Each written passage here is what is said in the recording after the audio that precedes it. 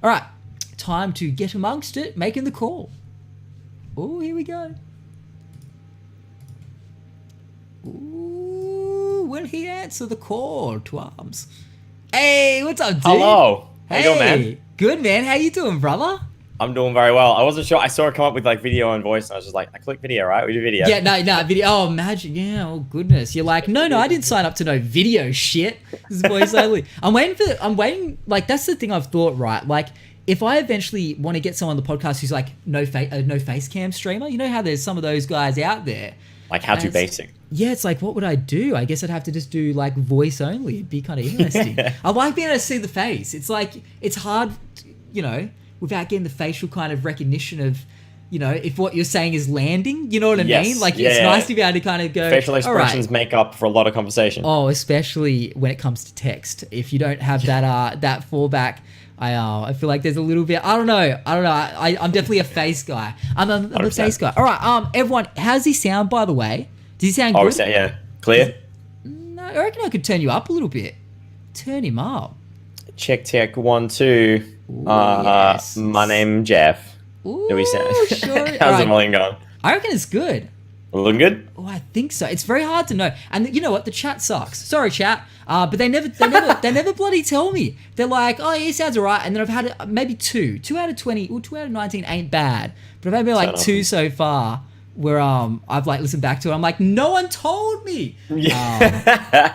All right, everyone's saying he sounds good. Yeah, I turned him up a little bit. All right, good. All right, good, perfect. All right. Easy. Usually I like ramble at the start, but I'm gonna try and not ramble too much before I like show your face, because sometimes it's good, bro. Sometimes we go like 5 minutes before I even pull us up on screen, and everyone's like, we can't see you guys. I'm like, oh no, we haven't started yet. So I'm trying not to get into that because we start. Yeah. Anyway, all right, all right, everyone.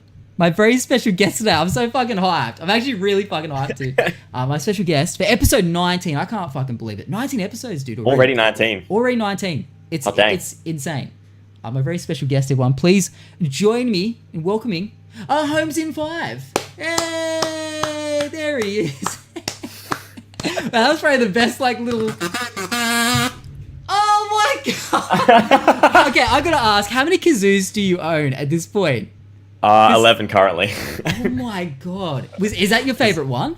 Is that like your... Well, this is the first one I got ever. This is literally, I think, like the first thing I've ever had a viewer mail into me. So it's like the prized kazoo is very, very special to me. I mean, what is it about the world of kazoos? Because I think even it's you and Raw Genesis. I don't know if you know that. Oh, yeah? You got some... Oh, you didn't know? Oh. No, I knew about Raw Genesis. I know he's got them. Yeah. Okay, I was about to say, I don't mean to cause a rivalry here. Oh, no, not even. Musical. No. Oh, really? No, you're supposed to beef with it, dude. You're supposed to like kind of go, yo, what? We're synonymous with each other. We're the kazoo crew. Oh, do you reckon? Dude, do you reckon? Oh my god. Surely there's got to be some sort of collab there. There's got to be some sort of like music video collaboration, like like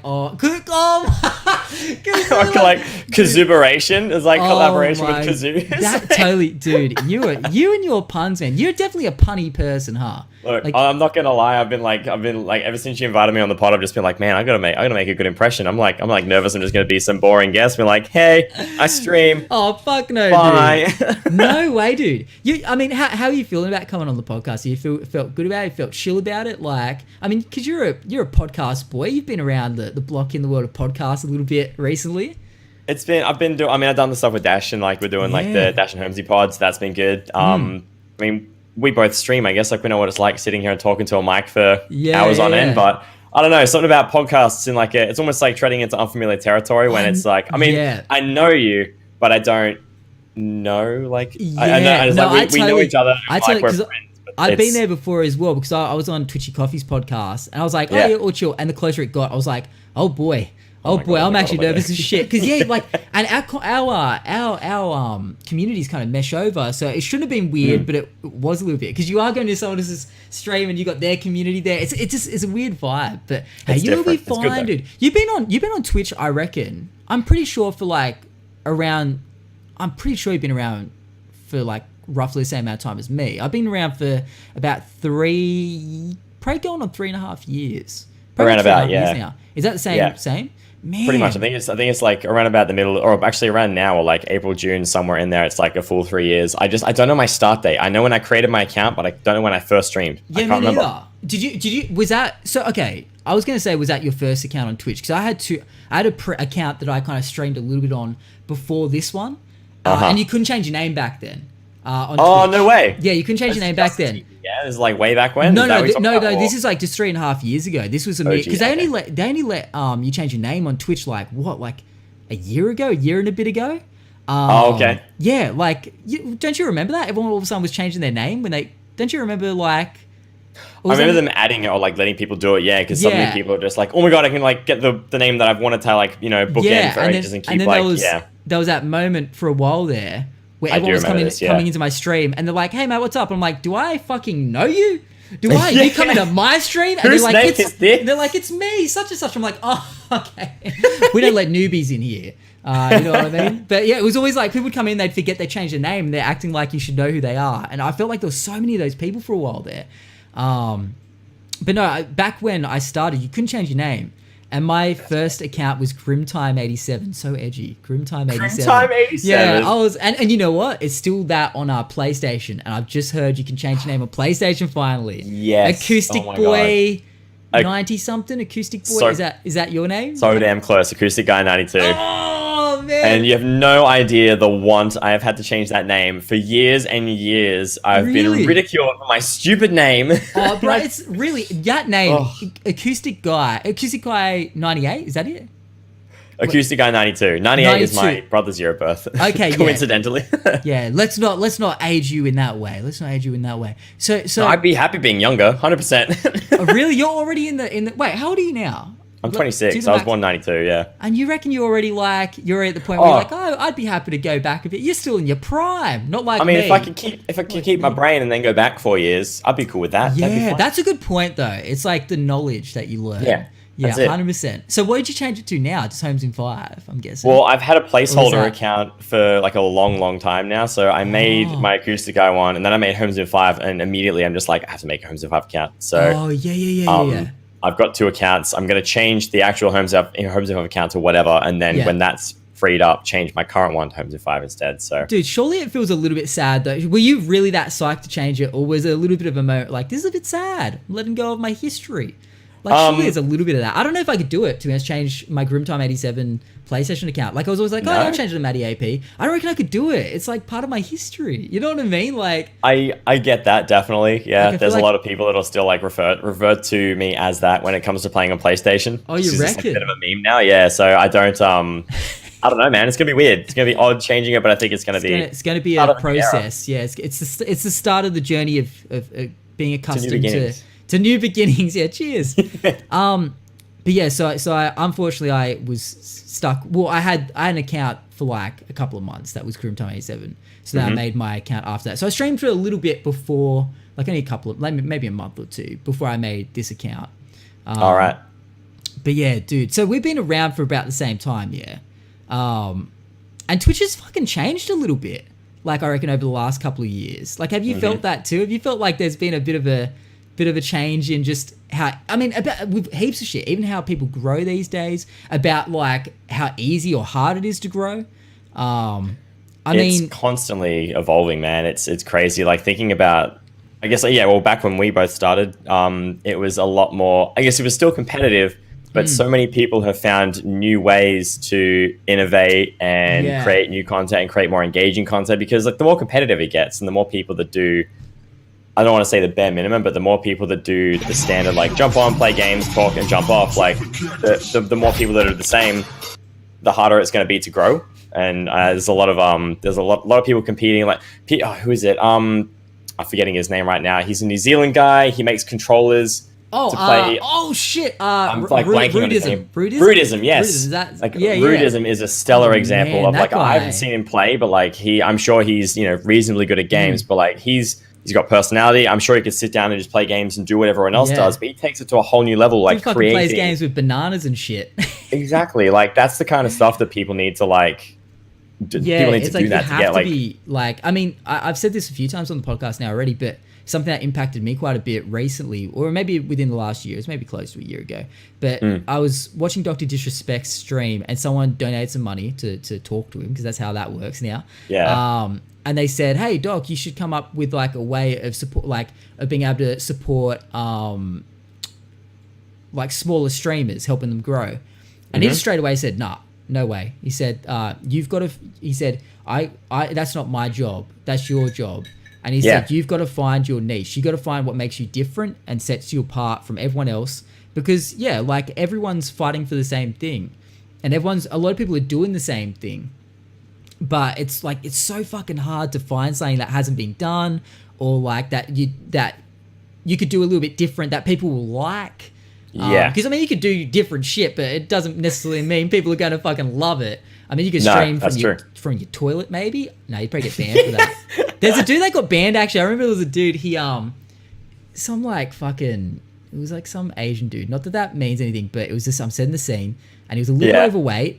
And he was walking around shirtless, sucking a popsicle while like IRL streaming. And then he went to the toilet and put the popsicle in his mouth and just started peeing. You couldn't see anything, but you could very, very clearly hear what he's doing. High fidelity audio. You could hear the piss hitting the welder, and he got banned for it. He just got straight banned. I don't know. It was like a temporary ban, but I was like, who does that though? Like, I mean, people do it. Dude. Why pee on? I don't even know. People. I mean, it was clearly that he was just trying to do some weirder shit that people would, want to tune in for. I mean, at the same time, it's one of those things. If you tuned in while he was being weird as shit, and he was walking around sucking a popsicle, and it's like, you might not come back like over and over, but it'll probably keep you there for a little bit longer than if it was someone just sitting there going, click, click, oh yeah, all right, hey, like, you know what I mean? Like, because it's so weird and normal. I'm still trying to wrap my head around the fact that somebody got banned for peeing on stream. Okay. Dude, well, hey, it's Twitch, man. It's fucking Twitch, by the way. And, I mean, I peed on stream. I did that once, but not on stream. It was kind of off camera, though. But people could hear it. Yeah, it was like during one of my IRL streams. I just done like this massive bushwalk. Unintentional, actually. I got a bit lost, I'm not going to lie. And I finally came out, I'm like, I have to pee so bad. So I set the camera up, and I ran into a little cave thing. It's kind of random. And it was a little bit echoey. And I was peeing, but I guess I didn't have it wasn't like heaps of people were watching. It's like, you got to wonder, someone must have reported him, like at that point, like, because I don't know if he was a big streamer, that guy got banned for peeing, but it's like someone must have just been like, I could get this guy banned. Like, I mean, that's the thing. I'm sure Twitch doesn't go around looking for audio peaking and spikes. Like, what sounds like peeing? You never know. Maybe they have. Yeah, it's like the Shazam of pee. Shazam. It's like, it's the algorithm, the P algorithm. Fucking toilet Shazam. Oh my god. Hey, it's a thing. Get it trending. We could make it. But yeah, I don't know, man. I mean, you can get banned at a drop of a hat these days, even for stuff that you might not expect on Twitch. Like, have you ever felt like you've said or done anything on Twitch and you've been like a little bit nervous, like, ooh, I hope I don't get banned for that? Like, I've definitely done plenty of things where I'm like, oh god, please don't ban me. I don't know. Nothing like, I'm trying to think of like examples now. Like, I feel like there's been times where I've like nearly said some things out loud and been like, maybe that might not be the most like PC thing to say. Is that going to like not go down with somebody? They're going to report it. But like, I've not actually, I don't think I've actually said anything on stream that could be like taken as like Monka TOS kind of stuff. But I've always been concerned sometimes if there's anything I say that's like maybe too spicy for some people out there, that it might get me a little notch against my name. But so far, I don't think we've got any strikes, so that's good. What do you think about the fact that Twitch is so heavy-handed on, like, look, I agree in ways, that's, but I mean, even just the general day and age that we're in, that someone can say something and it can get them, pretty much lose them a job at this point these days. You know what I mean? Like, they can lose a fucking job. Like, I brought this up a while ago on the podcast, that there was someone who wrote saying that was, it was to do with, they said saying roughly like there's biologically only 2 genders. That kind of strain of thing. You know how people have kind of been getting some shit for saying that, and they said that, but it wasn't so much that they said, they got a lot of shit for it. But there's a couple of people that liked a tweet And I know what you're talking about now too. I did see that. They lost their roles in like esports organizations for that. I don't know if they were paid roles or anything like that. Do you know what? You know anything else? I know exactly what you're talking about. I'm pretty sure I know who it was that decided to take those tweets and send them to the appropriate people. All right, what's your stance on it? Like, personally, I thought it was a bit weak, but I think the tweet could have definitely been thought out better. Absolutely, and maybe honestly, it didn't even need to be said. Like, no, you can think that if you want, that's your opinion, but really, do you have to publicly? Saying it out loud, it wasn't a necessary tweet at all. No. You're gonna shake shit up. Yeah, it's I think what they said was unnecessary, but they could have definitely, if they really wanted to say it, it could have been said in potentially, I guess, like using some more language that kind of gave off that they're trying to seek to understand, instead of just being like, "What the fuck's up with that? Like, why this, why that? Like, that sounds weird." Yeah. It seemed kind of abrasive and I guess apprehensive towards like people, like even like before anyone even kind of tried to explain like, hey, this is why people feel like this. Like instead of like even waiting for that, it seemed like they're already sort of shut off from receiving that. Yeah, I mean, because I think she still kind of memes on it a little bit that happened. I've seen like in a few of the things, which is fine, and that's the thing. It's like. It's one of those things. Everyone's got, do we get free speech, like, or do we not get free speech anymore? Like, I do believe like the whole free speech thing. I definitely get, and like if that person's going to keep, I guess, like memeing on the whole thing, like if that might be their coping mechanism. Like, I guess I personally not something like that. I wouldn't ever want to get myself in a situation like that. But when negative scenarios surround myself, or if I ever get caught up in something or something makes me feel bad, I like to make light of a scenario. That's my coping mechanism. And you know what But even going down even a deeper track to that, let's say in relation to the Logan Paul thing that happened a while back, just because you said about coping mechanisms, that's what he said about when he filmed that dead body in the forest, and he was like laughing and shit. The weird thing is he posted that shit after and kind of like was jump cutting to him laughing at times and stuff.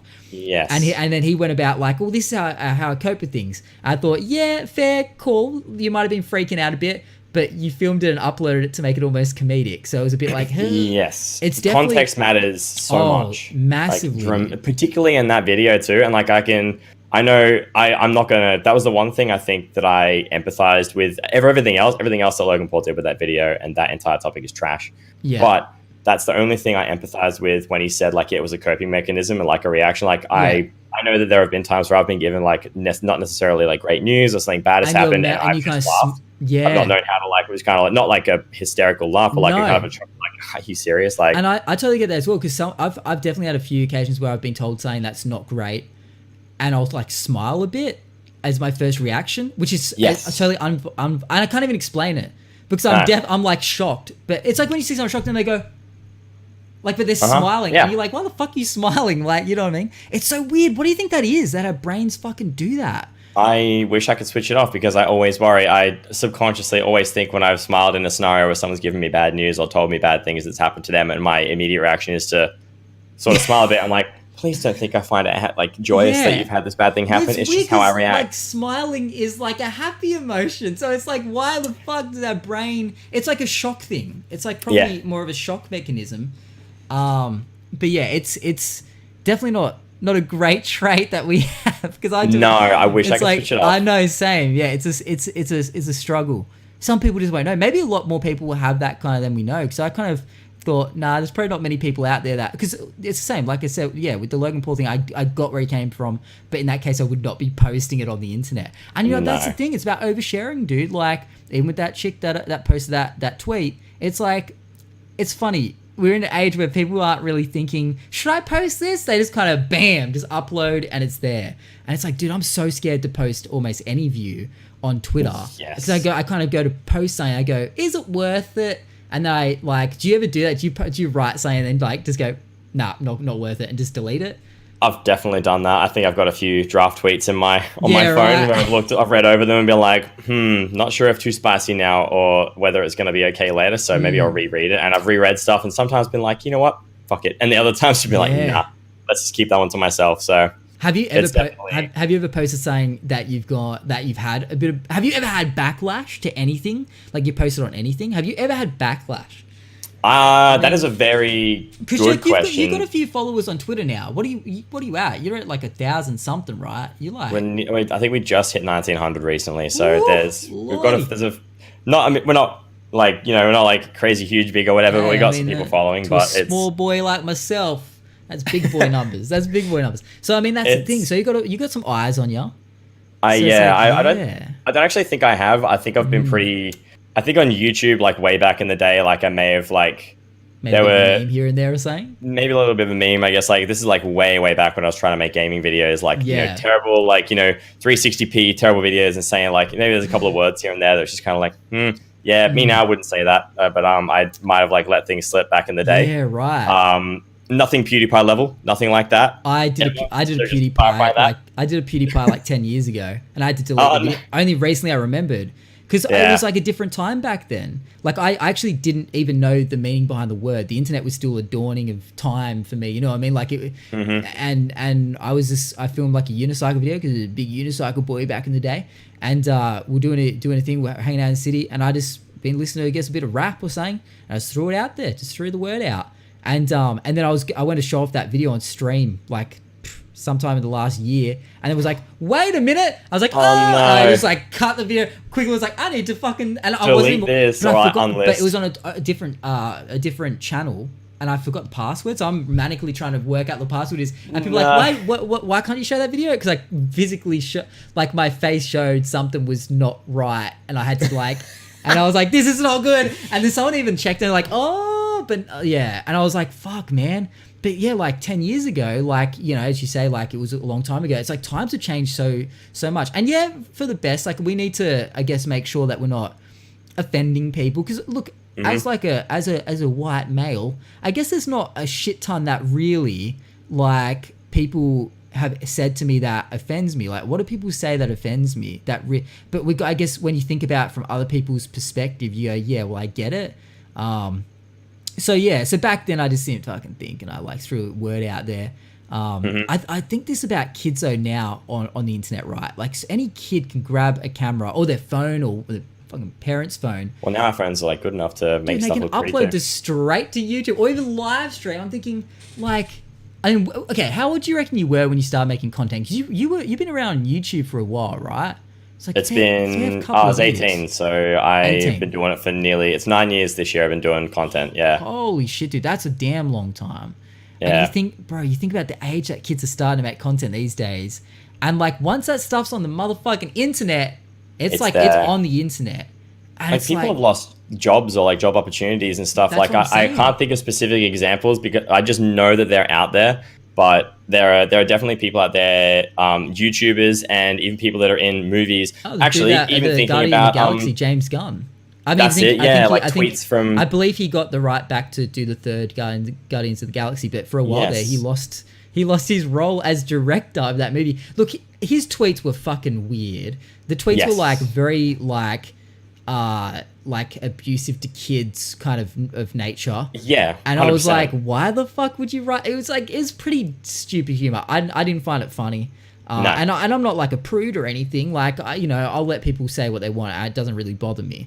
I have an example now that I can think of too as well. Yeah. Have you listened to a band called I Killed the Prom Queen? Yeah, it's okay if you haven't. Okay, wait, isn't the guitarist from that? Didn't he go to Bring Me the Horizon for a while there, Jonah? I think so, potentially. Yeah, and he didn't like the direction Bring Me the Horizon were going, so he went back to I Killed the Prom. I'm pretty sure it's the band. Something along those lines.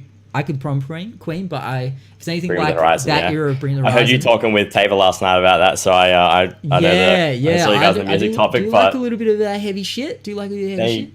They were going to play. Have you heard of the music festival Unify that goes on in Melbourne? Yes. I've wanted to go to that before, but I'm too scared.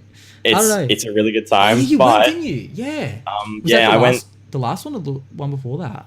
The one just gone. I didn't go the year before. I went with Ruby though, and the year before that I'd gone too. So it's really good. I have to go one day.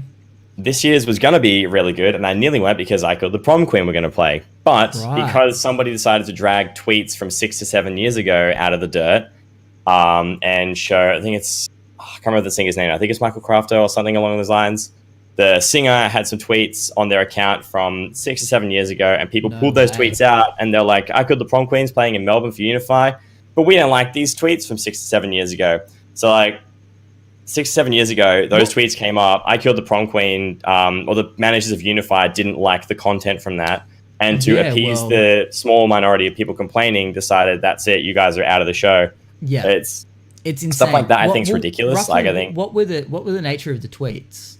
I don't recall. I do not recall. They weren't. I don't recall them being. I think they were, if anything, just like rude words, maybe like a little bit insensitive to like certain. There wasn't nothing racist, nothing like that. But they were not necessarily like the most well tasted jokes or like well tasted types of tweets.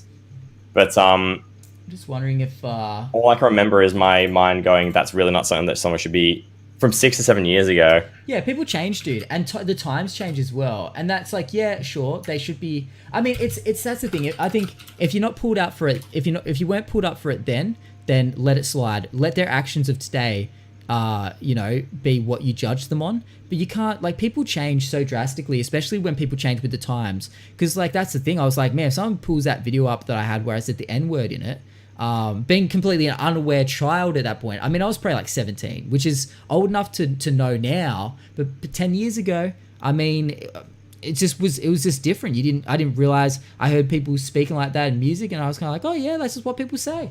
And now I'm like, holy fuck, that could like ruin me today. But I'm very open about saying that I said that word back then to kind of be an advocate for the fact that people fucking change, and people don't always, the times change, Absolutely. You don't necessarily know. It wasn't used in like a distasteful context as well, like you're using it for like a song or a rap, whatever. I just threw it out there as like, I was just trying to do straight talk as like a kid that was just having a bit of fun, just trying to be like, what's up?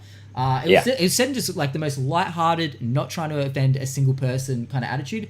But if this podcast ever blew up and someone dug that video up and was like, hey, look at Matt, what a racist, it could ruin me. Like, honestly, you know what I mean? And I'm kind of like, at this point, well, I'm going to talk about it and be like open about it because it's how it is. And I pulled, if you own it, then people can't use it against you, right? I pulled the video down, so I'm safe, hopefully. Okay, I think that's smart though. Like the way that you're dealing with, the way that you're coping with that is a smart idea. That you're basically, you're taking that scenario, owning it and using it as an example, so no one can turn around and be like, look at what MattyAP did. And you're like, I've told my community, people I know, people who watch me know. So why don't you find something else that's gonna like? And I'm also using it as well as like a way to kind of think about, I guess, from the perspective of someone who is being attacked for things they've said years ago, and thinking, well, I know how I am after I said that thing. Yeah, mine wasn't so much. Okay, so here's the thing. I pulled up. It says, I Killed the Prom Queen's Michael Crafter addressed derogatory comments after Unified gathering backlash. And I'm just curious if there's anything... Yeah, I'm just curious what he said. But yeah, it's like... Oh, I found it. Just a moment. I think I might have found it. The comments in question were made by Crafter 2 years... Oh, never mind. Wow. Okay, I was wrong. 2 years ago when he was fronting Confession and began circulating online yesterday. Comments were originally made on a Facebook post from Unify responding to critiques of gender imbalance over their 2017 lineup. So I'm going to preface this. Do you want me to read them out or read it out?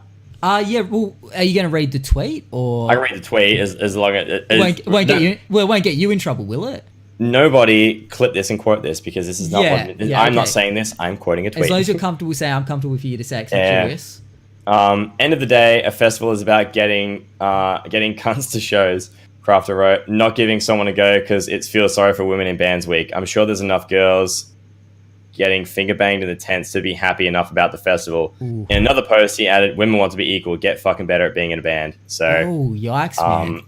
That's what he said. That's a real strong take on that situation then. Wow. I retract my previous comments about supporting him because that's very recent too, so that's not really enough time to kind of that was 2 years ago. I thought what I read was about 6 years ago, but that's not 6 years ago. That's surprising. That's surprising that he'd be like okay with saying that. 2 years isn't much time to turn around and change that kind of perspective too. So shit. It's like you don't change that much in 2 years. No, that's not so chill. So that's fine, but like something like so smiling. What? I mean, I got sick, and I'm like, what the That's fuck? bad. Yikes. Yeah. Oh my God. Yeah. It's like, I just realized I'm doing it. But it's crazy. Like, yeah, I mean, how do they get out of that? Time to take the clip out of context. Yeah. We got him, boys. We got him. That's what the things about women. Man. Yeah. How can you say that and not think that there's going to be some, I mean, I mean, obviously, okay, so let's break that down for a minute. Obviously, they felt frustrated because they had gotten a bit of backlash for not having, so wait, context, that were they had a festival themselves, or they had a show? They were and performing at Unify. Or they were meant to perform at Unify. But, okay, in regards to this tweet, though, what was the tweet like? This like, was... They weren't letting women perform, like, they didn't have women as, like, a, what do they call them? The pre-bands? Oh, it was the 2017 lineup for Unify 2017. Unify was talking... people were posting on Facebook about a gender imbalance with the bands. Oh, at Unify. There was lots of male bands up there. Oh, and then they fucking jumped in and just gave their take on it. Oh, man. And they didn't even need to at that point. They didn't need to say anything if they didn't want. I mean, obviously, it'd be good to I guess, it'd be good for your image, if anything, to go, you know, like, yeah, I agree. We should. It's like when there was they said that women in movies were getting paid less. And there were a few male actors who were like, we agree, and they actually like stood up for it. Yeah, man, that's kind of wild that 2 years ago, because 2 years ago, that shit was a thing. Like, it's not like that back then. It wasn't really much of a thing that was being discussed. That was definitely a thing back then. It's definitely topical back then. Yeah, it's quite a risky thing to post on socials. Yeah, they had to know that shit would come back at him. So wait, did he apologize? It looks like I'm pretty sure he did. If we go here it says Icon the Prom Queen's Michael Crafter addresses to. It doesn't say apologize. Wait, hold on. So it says. This is a tweet he put out. He said, I completely understand why people are pissed off, and I am sorry and really regret it. I want women to succeed in music, my daughter included, if that's the path she chooses. I'm massive on being positive and pushing yourself, and think my life nowadays is a reflection on that. Dude, it's so hard to believe that shit. Yeah. Like, it's so hard to believe that, like, when you said such a strong opinion...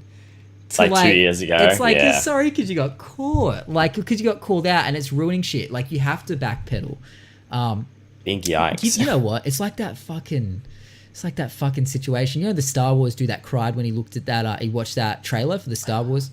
Have you seen that? Yeah, and that girl retweeted the tweet being like, here's another group of white men that we don't want to be in relationships with because of this. And it's like... Yeah, she said it's like a generation... Superhero movies and Star Wars are creating a generation of undateable men. That's it. Yeah, that's the one. And one, he's married, so fuck, he doesn't like that. Straight away discredits that her thing. But she got so much backlash to the point where she got to the point where she got death threats, and that's the point. That's the line I draw.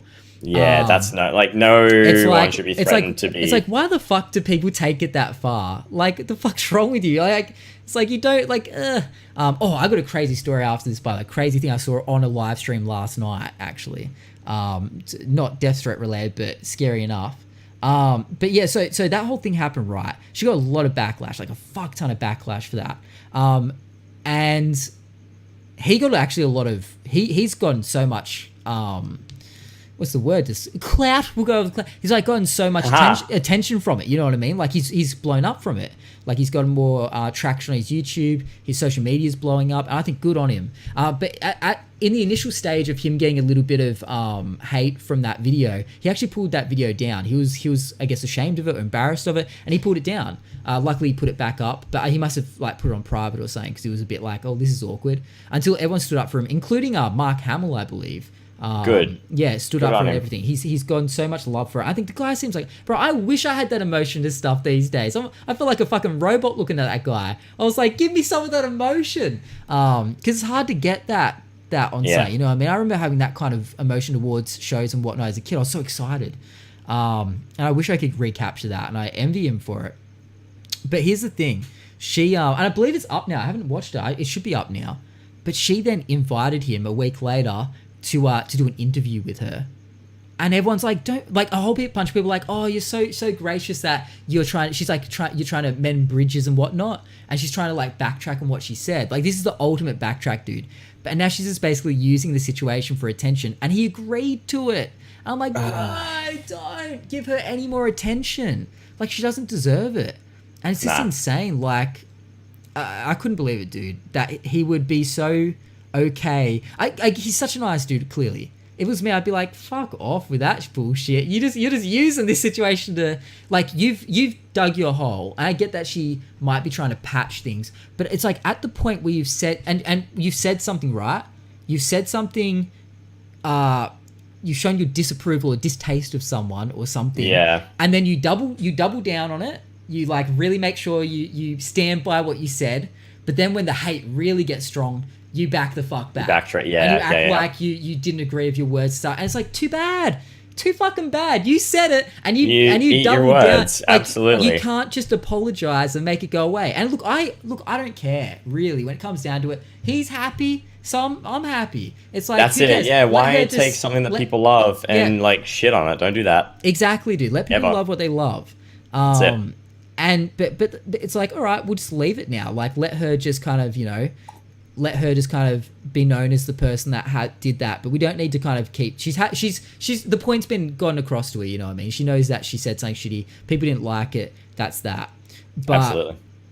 But when they try and backtrack to save face, I get it. I mean, it's that fight or flight kind of like, oh, we need to save our ass because we said something dumb and now we're losing our chance of succeeding. I mean, it's crazy. Like, who was she though? Like, what? Who is that person? Because like, if it's just like a nobody, then like, if you have an opinion if you backtracking on it for like saving face, like whatever. But like, if she's somebody who is, I didn't see who she was. She's definitely someone. I didn't tweet this out. Speaking of Twitter, bam, tweeted out. I just tweeted it. I can't believe I didn't tweet it out. What's wrong with me? That's all good, man. Everyone go retweet. Hit that. Luckily, big retweet. Oh yeah, you got it. So his name's Eric Butts, the dude. Her name is, where is it? I'm curious because there should be he retweets a lot of shit. Oh man. I just want to see where it is because there's, I don't know. I'm trying to find her name. But yeah, she's a very political person from what I saw. I think she's definitely got clout on social media. But there's that word.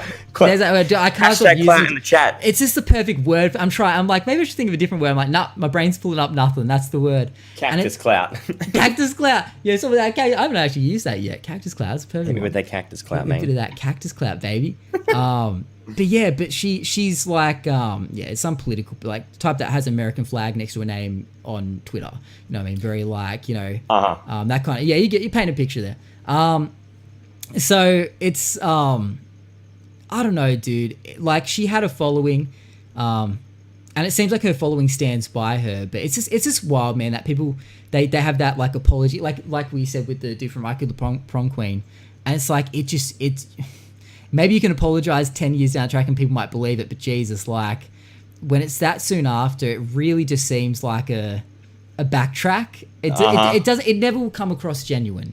Like, it will never come across genuine. Even if you are genuine at that point and you've realized your ways. It's hard to make it look like you're really remorseful about it. That's the scary thing about social media. That's why it's like you've got to think, because you might post something and you can't back down straight away. Like, you can apologize, but whether people will believe it. And apologies on the internet are hard, by the way. Apologies are fucking brutal, man. You've seen people try and apologize and your apology will always be scrutinized. That's the crazy thing. Like, people will do something wrong. They'll do like a video apology and it will seem sincere enough, but everyone will be like, oh, see the way he said this and worded this, and and people will judge whether the apology is good enough. So it's just like, kids, watch what you post is all I'm saying. You gotta be smart. You gotta be smart. I'll say be smart, not so much be smart, but be mindful. Especially if you're like, I mean, if you're, I don't know what went to what. Wow, words today, guys. Goodness me. No, that was good. I don't know. I agree what you're saying. I don't know whether what your perspective is on Twitch and how you look at what you're doing right now, but I guess like whether you're someone around our size or someone who's even larger, and you consider it to be, I guess like something of a business in a way, if you want to turn it into a job, absolutely. You need to be, even if you disagree with something on social media, or if you have a perspective on something that might be classified as like edgy or topical, or like, you know, a hot take on X, Y, and Z, if you know it's going to get you backlash, don't share stuff like that. Like if you don't have anything nice to say, don't say anything at all. And particularly from, I guess, I'm no businessman per se, but from a business perspective, it's not smart to draw negative attention to yourself and your brand. Yeah, you want to be seen in a positive light. God damn, I mean, that's true, but at the same time, dude, there's people out there that are like there's no such thing as bad publicity. Like, because you see all these people that definitely have had some moments where they've said some shit, they've blown up from it, maybe not in the best way possible, but somehow still come out on top. And you're like, how the fuck? Who am I thinking? There was someone recently. My mind's immediately going to Bad Baby, that chick from Catch Me Outside. How about that? And somehow she got like a music career out of it. She got 6 words, and she is a millionaire because of all this stupid support from saying something sassy to Dr. Phil. Like, what the?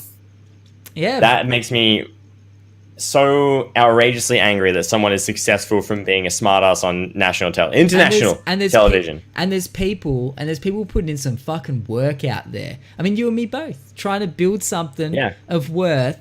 And people I'll go be sassy to Dr. Phil. I'm happy to be a smart. I'll be sassy to Dr. Phil any day of the week. Any day of the week. But there's also a guy recently. Neither would I. I'd love to talk to Dr. Phil. It'd be I want to be self-made, man. I want to be successful by myself. I don't want people to give me money and all that shit. Did you hear my fucking rant? Yes, I heard you talking about that too. I don't want to be given muns for I don't want people to give me stuff to make me. I don't want it. If I win the lottery, I'll keep working. I don't want to be just given money. I'll keep doing shit because I want to grind and grow. I don't want to be like. Dude, it's like, and that's the thing, right? You said if I win the lottery, right? I think if it's hard. Like, if you're already on your way, I think if you're given the opportunity, then it's kind of like, sure, like, I guess take it. And then I kind of go, but what about the Kardashians? They were given, essentially, they were born into money. I think if you're already on your way, then maybe you've already had that come up and you got lucky with it. But I think my stance on that, because if people probably listen to the podcast and go, what were you talking about before the podcast?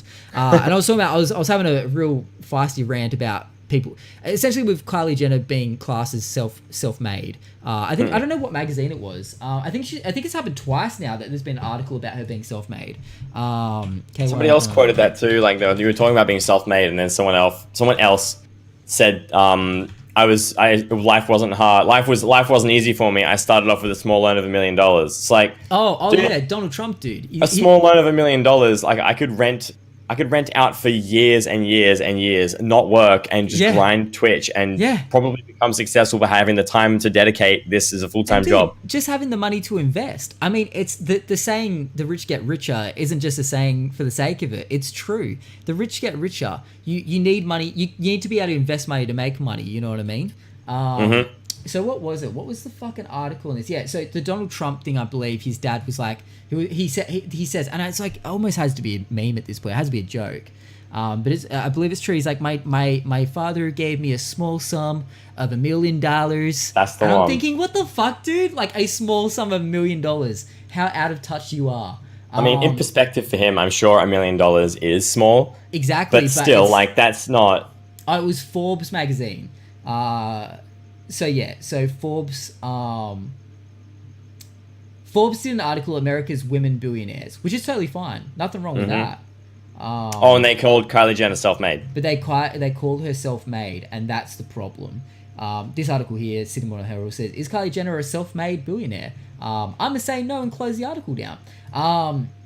Because that's the thing, dude. Like, my stance on it is, if you're, and it might be a take that people don't like, but it's true. If you're born into money, you are instantly disqualified from you. Unfortunately, I'm sorry, but you're out of the running to be classed as self-made. You will never be allowed that opportunity, and that might suck. You might be like, well, fuck, that's horrible. I want to be known as self-made. Too fucking bad, dude. You're born into a thing, just like some people born in the fucking slums and don't have the chance to make any money. It sucks to be them. What would you rather? Like, not being, always living under the fucking poverty line or whatever it is, and struggling your whole way through life till death, or being born into money, being able to do all the ventures that you could dream of, and having it all funded, no matter what. It's like, sure, not being called self-made sucks, I'm sure, because you want to have the credit for the work you've put in. I'm sure she's put in plenty of work as well. But someone did say in the chat, they're like, oh, she did do, she did work hard. I'm like, did she though? How do you know? Because she's definitely got a team. And I said, she's in there with the fucking beakers working out like different types of makeup. You know what I mean? She's not there testing the makeup herself. She's got like people in labs fucking doing that for her. And it's like, pretty much she is the name. She's the face to the brand. You know what I mean? She is just literally, and that's the thing. She's practically at this point an industry plant. Like she is a person that is used. She's an image. She's a mascot. Somebody looking here now. Like she's got no one at all. I can almost guarantee you, no one at all on Twitter with 27 million followers manages their own account. No fucking way. Particularly when it comes to brand advertising, brand management, representation, no one manages their own account. Someone else, like you said, is having someone post that shit for them, and it's just like they are the face to the page, and everyone else does that shit for them. Dude, there is no chance. But the thing is as well, there was a recent that like, what is it? It's like 20 questions with these famous people. I don't know who fucking does it, but they go to their house. It's like a YouTube series. They go to these famous people's house and they walk around. It's super scripted. I think H3 did like a fucking thing on it. They did one with it's Kim Vogue, Kardashian. 73 questions, yeah? 73 questions. No wonder it felt like a lifetime. Is that the one? That's the one, yeah. That's the one. Yeah. And they go through, I saw they did one with some chick before, and it just was so scripted. Like it was like, how do you think this was good? Like it's like they clearly are like, what's my line? Okay, do it again, do the take again. It's supposed to be, but it's supposed to look candid, so that's why it's this weird. Like, yes, I watched one with Selena Gomez, and the whole thing really? was like this continuous take. Dude, yeah, but it was just like scripted questions with like hand props and grabbing things and making a drink, having something to eat, and it's just like. And the average consumer on YouTube is going to look at that shit and just be like, I'm sorry, what the fuck? Like this does not sit right. But they did one with Kim Kardashian. It's weird, actually. Kanye opens the door. He's like, hey, what's good, baby? And they're like, oh, we're not actually here for you, Kanye. He's like, okay. And he just walks away. That's kind of funny. That was great. I like that. But they said something about like, there was something in it where they said about like, what do you do in your spare time? She's like, I don't get any spare time. Like always working, always working, like work so hard. I'm like, yeah, I'm sure you do. I'm sure you work very hard. But hey, whenever I flip on the Keeping Up with the Kardashians, I know that's practically their working at times. There's cameras everywhere. But dude, like they have some fucking downtime. I'll tell you that much. And I think it's giving people the wrong idea. I reckon. I mean, I don't know. Like there's a lot about the Kardashians I struggle with. Like a lot about them because it's giving people the wrong idea of like it's an unrealistic kind of thing. I mean, the self-made thing as well is just a bit of a slap in the face to all the people out there working hard for what they want. But I was also going to say with the Kylie Jenner thing, which I said before, the fact that she has had a lot of plastic surgery done. And look, you do your thing. You fucking do your thing. I think it's okay if someone wants to change their appearance or that, but it is definitely not an image of confidence. And it's like it shows a real lack of self-confidence. And you can guarantee there's girls out there that have been affected by that and will think that like, Kylie Jenner's got plastic surgery. I want plastic surgery. I want to get like X, Y, and Z. Or not even that they want it, that they fucking need it at this point. Because if they feel like they don't look good enough, well, Kylie Jenner had to do it. I guess I have to do it too if I want to look a certain way. But we're turning all these people into fucking clones at this point. They all look the same. And it's it's like, why can't we teach the children of today to be fucking confident in the skin they're in? I thought that was what we were trying to teach everyone. And now the people that we're looking up to are all trying to change their appearances because they're not happy with it and trying to play themselves as like or portray themselves as the most confident people on the earth. I'm like, you've just fucking altered your entire appearance. You don't look at all what you look like a couple of years ago. Nah. So what are you trying to prove here? What are you trying to pull? Like it's a complete facade, dude. And it's like we follow these people as if they're like the people we should be looking up to. It's crazy. It's like, I don't know. I struggle with it. I struggle with it a lot because I see a lot of people out there working damn hard to get growth. and to get noticed, and they're putting out some solid content. Yet somehow that is the person that we give all our time and money to. Like, you know what I mean? It's people consume this shit and they throw their money at it. And it's like, come on, think. Like, is this really what you want to support? Like, but people do. I mean, maybe I don't get it. Maybe I'm old. I'm old, Holmes. Maybe I'm old. No.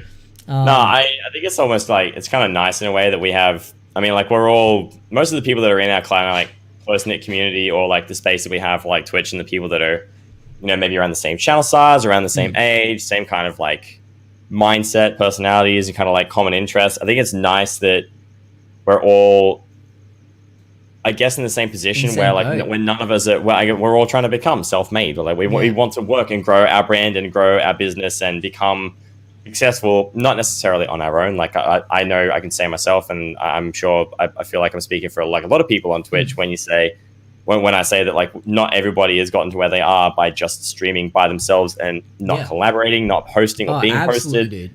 Like, so much of it comes from the community and the creators around you as well. And I think that's what adds so much value to the work that people on Twitch do. Yeah. It's really, really nice that we have that kind of community and that sort of focus. I think on thinking about that too, if somebody jumped into the Twitch community who was, you know, had heaps, like hundreds of millions of dollars, and was able to just be like, hey, jump on the stream, I'll gift you subs and blah, blah, blah, and like have money to do heaps of giveaways. 100%. It just devalues the work. It just devalues everything. And like, sure, you might get plenty of viewers, but people are just there because you have money. And it's like, you know what? Do you know what? Here's my input into that. Money breaks the input economy, the effort economy. I'll say that much. Yeah. That's going to be my quote of the day for me. I'm gonna hashtag that one. Like, money breaks the effort economy. Like, people can put in as much effort as they want, but as soon as you got money, you just have everything you need to blast past that person. Some people might mismanage it and might not be able to, you know, just because you have money doesn't mean you'll make it, but it gives you that edge. And it's like, I think with this podcast, like, I think like, because this is where my thoughts came up with it. Like, I was already kind of annoyed about the self-made thing with Kylie Jenner, but I was talking to Tay about it, and I was saying, look, I would love to have a little bit of expendable cash that I might be able to even hire someone to do stuff like take clips from the podcast and upload it to a second channel and help me with just certain things, just to do it. So even though I could free up a bit more time to start like another venture on top of the podcast, you know, stuff like that. It's like, I just want to make more content, and I'm working so hard with all this stuff. If I had the money, I could afford to do that. And also marketing. You know what I mean? You got to remind me at the end of this. I have a clip tip for you. I'll give you at the end off stream. All right, good. You know what? I fucking need tips because as someone who's quite new to the world of, I mean, look, okay, I do want to delve in, talking about growth on platforms and whatnot.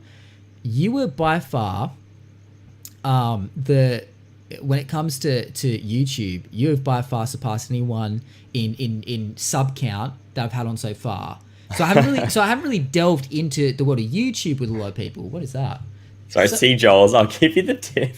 Oh my god! And that's also funny. Gary Dolph with the $4.20, the $4.20. Thank you for the dono. He said this is a meme. Yeah. So I've got a couple of weeds here that we can smoke. Trying to emulate Did you get your weeds ready, Holmes? This is going to be a. Oh god damn! Do you reckon anyone's ever put like weed in a kazoo and smoked? Is that a thing? Would that be sure? I'm a kazooie. How do you do it? I don't know. Everything just works, man. Dude, you're going to make a great dad. That's all I'm saying, man. You're going to make a great... I mean that in a great way. But yeah, so the thing is, I mean in a good way as well. Look, like I said, so I haven't really delved into the world of talking about YouTube with a lot of my guests. And as someone who's started, look, I've tried YouTube a few times. I've had that whole stop-start kind of mentality of, I'm going to try this on you. I'm going to make vlogs. And then you don't get the traction. You go, fuck, it's too much effort. And you just go back to Twitch. I'm just going to put my time into that. And it's hard to grow. Here's my thing, dude. I'm like, hey, it's hard to grow. And I've already got like a platform on Twitch where I can tell people about my YouTube. Hey, go sub to my YouTube. I think about the people that start with literally no traction on anything. They have no social media power. They have no Twitch. It's like, and they start from zero. YouTube just doesn't have a way of growing, like from what I can see. Yeah. so I feel like in that way I'm lucky that I've got, like, I can tell people on Twitch, hey, go sub to my YouTube, and it's a bit easier for me to get something happening. Yeah. But it's a slow burn, and right now I'm like, man, I really want to get more traction on my YouTube. I've only got like 300 subs. I hit 300 the other day. Big accomplishment. Hey, congrats. After like 4 years or something like that, so it's pretty sweet deal. But I find it's very hard. You can tell people all you like, hey, sub to my YouTube, and it's very, like, it's few and far. Like, a few people here and there might sub to it. You are sitting 303 now. Oh, 304 now. Clumsy's just hit one too. Oh, you legends, bro! Thank you. It means a hell of a lot. Means a hell of a lot. Because it is like, one sub at this point, right in this stage of the game, it just means so fucking much, because it's one extra. And I don't look at it as the number. I literally look at it as like, that's someone that might take the time to watch one of my videos and become a loyal, you can say you're not a numbers person till the cows come home, and I say that all the time, but at some point we really all, 305. Sorry, Holmes, this has become a podcast about watching my metrics rise. Someone get the stream with like the live sub count for MattyAP up. If we get to 1 million by the end of the night, I'll 1 million, I don't know what I'll do. But that's the thing, dude. It's like a sub here and there, it means, like, it's motivation, right? If I get a sub, I'm like, oh man, that means a lot. Like, I actually feel, and I kind of do wonder, like, as you get bigger, if that kind of, maybe, surely it wears off a little bit, but it's hard, man. I find it's very hard to get, and I've actually found a couple of really, like, small YouTubers lately as well that have under 100 subs, and they're putting out some amazing work. I found them on Reddit. They're putting out some incredible work, but it's hard. It's hard for them to get traction, and and I'm curious, like, what the rise for you, like, how did you start on YouTube? Was it different back then? Like, to get to 11,200 and something, I believe you're at, 11,500, I don't know, something like that, in that ballpark. Around about, yeah. And it's, I know you don't fuck with YouTube as much now. You definitely kind of put more effort into your Twitch stuff, I believe.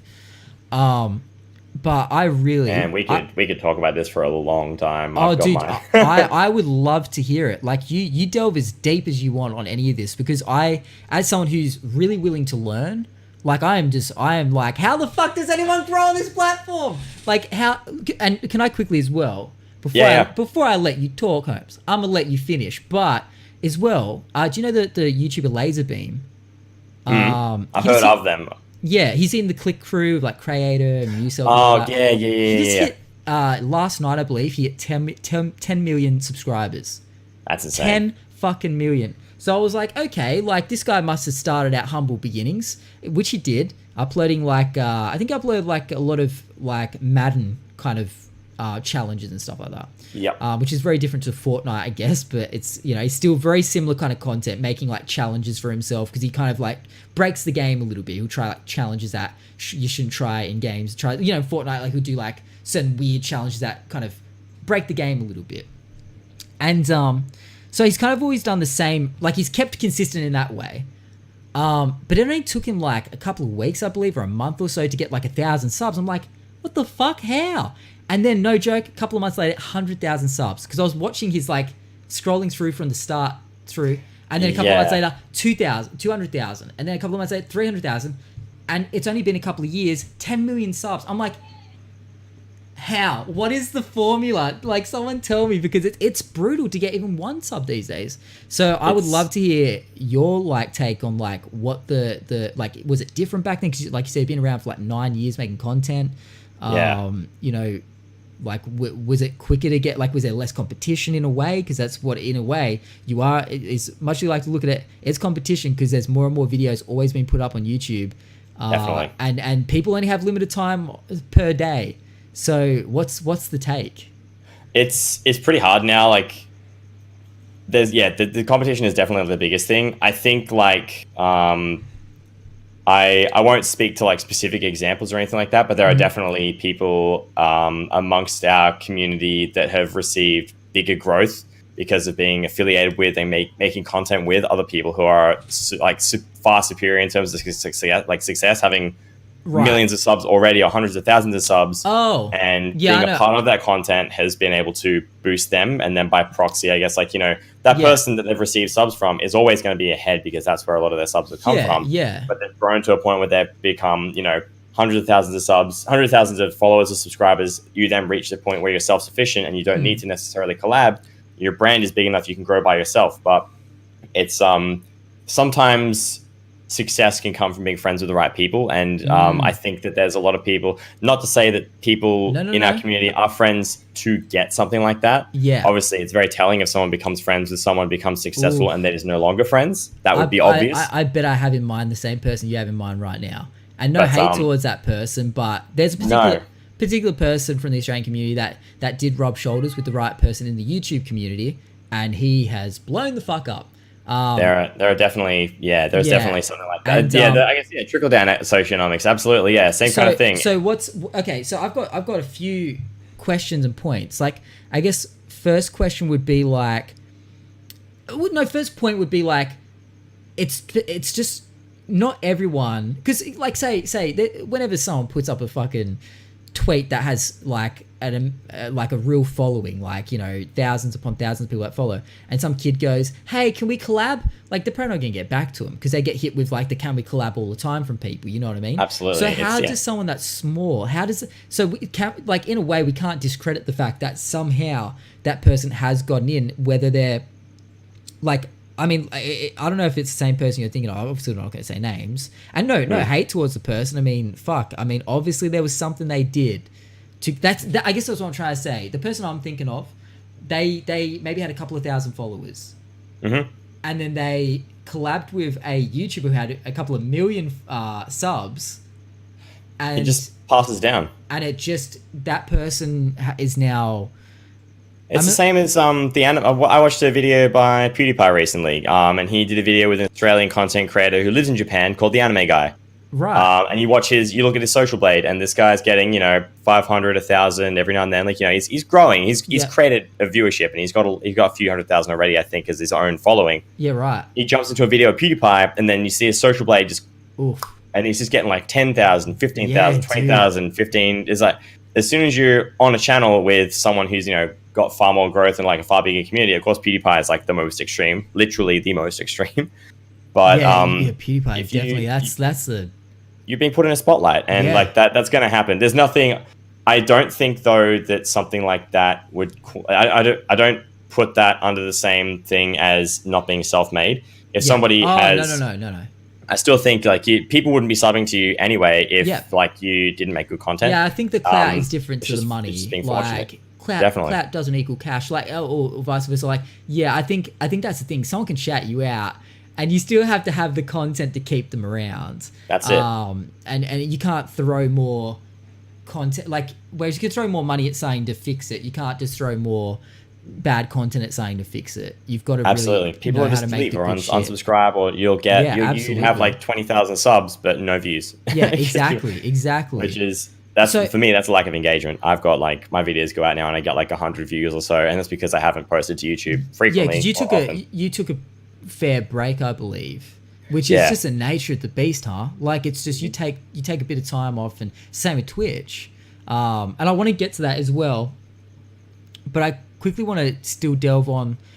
I mean, the fact that if someone, like, we kind of go, like someone might have gotten noticed by a big someone that might be in their category of like, or from Twitch or from YouTube, vice versa, it might cross over, and they start getting that growth because they're collaborating with someone who's much bigger. But how do you reckon that comes about when like a really small creator somehow manages to get in with a big creator? Do you reckon it's just that the big creator sees something in them? Like, what is in it for that big creator to really grab the smaller creator? And like, what do you think that is? Because obviously you can't just go around hitting up people with millions of subs and going, hey, want to do, like, surely they just have to notice you. It's just luck, isn't it? Like, I think it's down to, I don't know, if you approach somebody to try, like, if you go up to somebody, I think, let me like summarize. I'll try and summarize this in like the best way possible. No, there's a very big difference between approaching someone saying, do you want to collab, and just trying to create a genuine friendship or a genuine relationship. Very much the same as people going around saying that networking and making friends is the same thing. Like, I'm going to go to an event and I'm going to network. Yeah. Networking and friendship. Very different. I'm not going to say I have a tweet draft. I'm not going to read it out word for word because someone might steal it. Oh, yeah, don't. This is another hot take I have. Everyone just block your ears for a minute. You can tell me I would tweet it out. Everyone block your ears. But I think that networking and making friends, if you go to an event and you say you're going to network, I don't think you have the intention of creating friends for friends. Fuck no, I think you're going there to try and, like, if you know that people in the industry that are like large content creators or people that are PR for companies, you're going there to try and get something to create benefit for yourself. Yeah. The same as saying to somebody, I want to collab, and then maybe bumping into a large content creator and trying to create genuine conversation and a genuine relationship are so different. Like, I'm sure that the people that we know that have been boosted because of, by proxy or like by affiliation, have they wouldn't be being given that attention and that spotlight and that reach because the other person just happens to be doing that. They want to do it because they're friends with that person. So I mean, it's most positive intent possible. I think that the people that have been given these boosts have been given it because they've created a genuine connection and they are friends. It has to be. I mean, there's no way it couldn't be. There's like no way it couldn't be like that. These like people with millions of subs would be getting constantly like people coming at them all the time. So it's like it would be the larger content creators' choice. Like that was they obviously have made the move. And it's like crazy. You don't know when someone's going to hit you up and give you that hand, I guess. But what's your thought on it? Like, do you kind of feel any which way about people that have been given that opportunity and just been given that exponential growth? Or are you just kind of like, well, I'm happy for them, is what it is? Probably more so like, I'm happy for them for getting that growth. I think it's good. If they get a boost from it and they reach a point where they become self-sufficient, I think it's definitely good for them if that's what they want. At the same time, if somebody gave me a boost and I didn't want that, I would show appreciation for it. But I also, like, I want to reach that without necessarily being given like a massive boost per se. Like people hosting, people like sharing my channel and all that kind of stuff. Like, I appreciate the support that I get from people so much. But like, if I wouldn't feel like, I'd feel like all the work.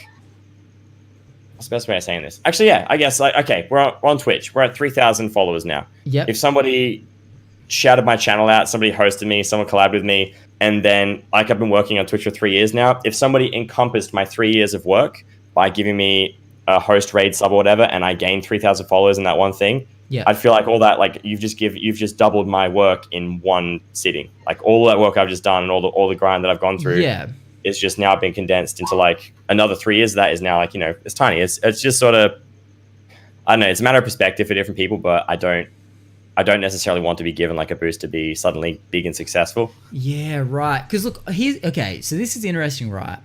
What's your take on grassroots?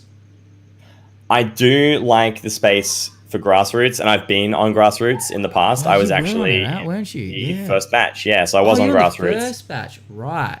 When that first became a program. That I think is not quite the same because it is on the Australian front page. Being on the global front page, obviously you get like, you can get upwards of like several thousand viewers on there as well. Yeah, okay. I think it's a good spotlight to give you. I think that the people that are successful in getting onto grassroots are people like, I guess people that you mentioned before that have the potential to grow to be a larger streamer, not just anyone and anyone. People that, like you said before, when you mentioned YouTube creators you'd seen who are making videos that make like amazing content, but they've got like less than 100 subs. Yeah.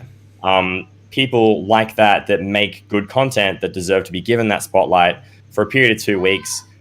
It is what you make of it. These people, when someone who is large says, here's this person, they make good content, go and drop a sub, like on YouTube or Twitch or whatever. If they just click a button and sub to you or follow you, that's them telling their followers to do something. Yeah. But grassroots, you're pitching yourself on a platform, like on a stage. You're out there showing people what you make, and there's nothing on grassroots that makes these people click and follow. You are there with these people watching, and you have to sell yourself to these people and sell your brand. that's I think the differences between grassroots and being given a boost by affiliation or association. That is very true, because people can come out of grassroots no better really than they were before they started it, whereas we've seen people come out the other end and they end up getting partnership not long after it.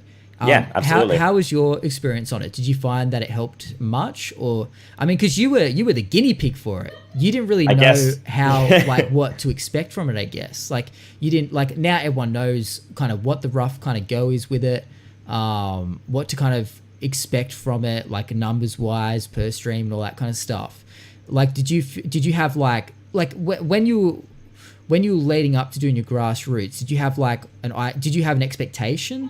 Like, did it meet an expectation? Were you kind of like, did you come out of it feeling better off? Did you, like, what was like the vibe throughout the process? And because there might be some people listening to this even, because the application's open now for the next batch of people to sign up for it. There might be people right now going, should I do it? Shouldn't I do it? And this might help them a little bit. I mean, I would definitely encourage applying. Like, if you feel like your content, I would apply if you feel like you are in a space where you're ready to have a spotlight shone on the content you make. Yeah. I think a bit of when I applied for it, like, I sort of reflected on my own content when I read like what it says. Like, it's an opportunity to shine a spotlight on the content that you make and something that you think is, you know, something that deserves the attention to become like a successful channel, something to grow. Yeah. I think if you feel that is, I feel if you meet the criteria for that, it's definitely something to apply for. It doesn't always make a channel. Like, it's not something it doesn't guarantee partnership. It doesn't guarantee growth, because like I said before, I'd say majority of people that came out of it haven't had partnership. I think most people I see come out of it, maybe a few extra followers, but their numbers do kind of then just come back to what it is. Like, I mean, what do you think that is? Like, why do you think, because I've seen just majority of people that they will do grassroots and they'll come back and they'll pretty much sit back exactly where they were afterwards. Like, do you think people are doing something wrong there, or do you think it's the nature of the beast? Like, do you think there's a way that people could do it? As someone who's done grassroots before, is there a certain way that people should approach it? Like, do you think there's a particular way, or do you think I sort of thought when I did mine, after it came and went, I felt like I should have made something more interesting, and something Oh, sorry, no, you continue. I guess at first I thought that I should have created some, like, special events for the streams that I was doing, something to make like the 2 weeks stand out and be like, extra unique, like put like, pour my heart and soul into these 2 weeks of streaming just to make it, absolutely knuck and futz, just like the craziest stream you could think of. Yeah. And the more time went by after that, I regret some of the time I wasted, but I'll talk about this after grassroots stuff. Okay. But I'm glad in a way that I didn't necessarily pour all my energy into grassroots. I streamed 10 out of the 14 days, which I'm happy about. Wow. Okay. Yeah. But that's great. I feel like pouring your heart and soul into those 2 weeks, while it may be beneficial during that time, it sets too high a standard for future streams. If people join your stream and they think like, this is what the stream's like all the time, this is amazing. Then when grassroots is over, not only does your viewership drop, but then your content quality, I guess, is gonna drop too. You set such a high expectation. So people that go all out for it and they fucking like put into, they're like, I'm gonna do some extra shit for grassroots. Yes. Then when it finishes and you kind of go back to your standard programming. Maybe like here and there, like you're on for 2 weeks. So if you do like a special stream each week, sure enough. But Grassroots is a platform for Twitch. Basically, it's an opportunity for Australian and New Zealand content creators to take part in a front page or cycled front page stream on the Twitch ANZ front page. And it gives you a platform to broadcast your content to a wider Australian and New Zealand audience. You get a lot more attention. You get transcoding, which is amazing. So you don't have to worry about what quality you stream at. Yeah. You get given front page priority and 2 weeks to just, show off your content, show everyone what you're made of. I guess that was my take on it. My time, it actually was beneficial for me. Unfortunately, my time was wasted due to I was in a terrible relationship at the time, and after finishing my Twitch content on that and being like in that space, following months took time off of Twitch and took time off of a lot of things because of bad headspaces, XYZ. all the growth I made from grassroots was just pretty much null and void and wasted because was of it pretty much time away. Exact, like straight after you finished grassroots, you stopped, or you went for a little bit after grassroots? A few months after. So grassroots for me was, I think, around February, March, or around about that time. Yeah. Around about July that year, things obviously weren't so great for myself, and I took time off Twitch. But if you take it and you run with it and you make good content, all I would say to do, instead of making like crazy, like, you know, out there extra content for the 2 weeks, if you're going to stream, if you're a 5-day-a-week streamer, whatever it is, maybe make 1 or 2 fancy streams, and then the rest of it, just be high energy, be yourself, but like, you know, bring your persona, bring your energy, bring your personality. Best version of yourself, exactly, best version of yourself for that time, and see if people like it. If people like it, they'll stick around. If people don't, like, if you're a personality streamer as well, and I feel like that's mostly what grassroots kind of highlights. It's your personality is what's going to make people want to stay, and I think that's the most powerful part of grassroots, is being able to show that off and draw in the right people. Yeah, very true. Yeah, I mean, look, I've never applied for it, and you would be an amazing candidate for it too. I really think you would, because you're somebody who, as a streamer, doesn't get the attention they deserve, and you make some amazing content, particularly this podcast, dude. I love that you've been doing this, and it's it's fucking awesome. And I'm so sad that I've missed so many of these too. But that's all right. It's only, bro, if you want to catch up, there's only about 50 hours worth of content so far. Podcast. Only about, I think it's close to 60 now. No, actually, it would be about close to about 60 hours. No, actually, now I'm thinking, I think it's over 60 hours of content. So it's fine, dude. There's only a couple of 6-hour podcasts up there to listen to. Just go back, listen to it. And then when I've caught up to the 60 hours, then the next 60 hours I have to catch up on after that I've missed. Game of Thrones. It's like me with Game of Thrones, dude. I haven't watched Game of Thrones. I'm like, even if I wanted to get in that shit now, I'm fucked. Like, I'll be digitally chasing my tail. Yeah, no chance. I may as well just let that one go. Or I could just set myself free, watch the final episode, spoil everything for myself, and go, well, I have set myself free. Now I don't need to watch it. But yeah, I don't know, man. I've told myself I won't do it. You won't? No. Okay. Do tell. I would like to know why. And like, that's I'm curious. I'd like to know what's. Well, yeah, because I feel like I'm pretty much like the only fucking guy out that has said that, and I don't want to say it out on a public platform. Like, I don't want to do it. Like, it's mostly personal reasons. It is partially that I, look, one of the reasons is, and this isn't the main reason, so I don't want to say it first, but I'll say it first, is that I do have a slight worry. So I'm like, I just had some fucking Coca-Cola. You know when you try to talk and you're like, and it's like air bubbles. You're trying to burp into the microphone. So I'm like trying to talk, and it's like the air bubbles go up. Sorry, all audio listeners. I actually watched a streamer last night. She kept burping straight in the mic. I'm like, I just don't know. I'm okay with it, but I just thought, is this kind of quirky? I don't know. Burps are funny, but I just thought it was like she did it so much, and it was so like straight faced was the thing. And I was like, if I burped ever in the mic, I'd probably laugh. I don't know. It was just like, it's one of the weirdest things. In a good way. I actually really liked the content. Anyway, continue. So the one of the fears I have of it is that I'm going to go into it. I'm going to do the 2 weeks, and I'll come out really no better off than I was when I went into it. And it's the same with me with raids. When I get like a big raid, maybe with like 100 or so people, and very quickly the raid hype dies off, and I don't really get any like follows from it, and no one really seems, it doesn't bring much more interaction to the stream or whatnot, and I feel like maybe I kind of fucked it up or something, even though I probably didn't, but in your mind it's very easy to go like, oh well, I fucked that one up, maybe I should have done. So for the rest of the stream you might have been having the best stream ever, but you get raided, and look, I do love a good raid. I'm learning how to handle it more maybe, but like, it's very easy to go, what did I do wrong? Why didn't everyone hang around? Why did people not follow? Was I not enticing enough? Was I not inviting enough?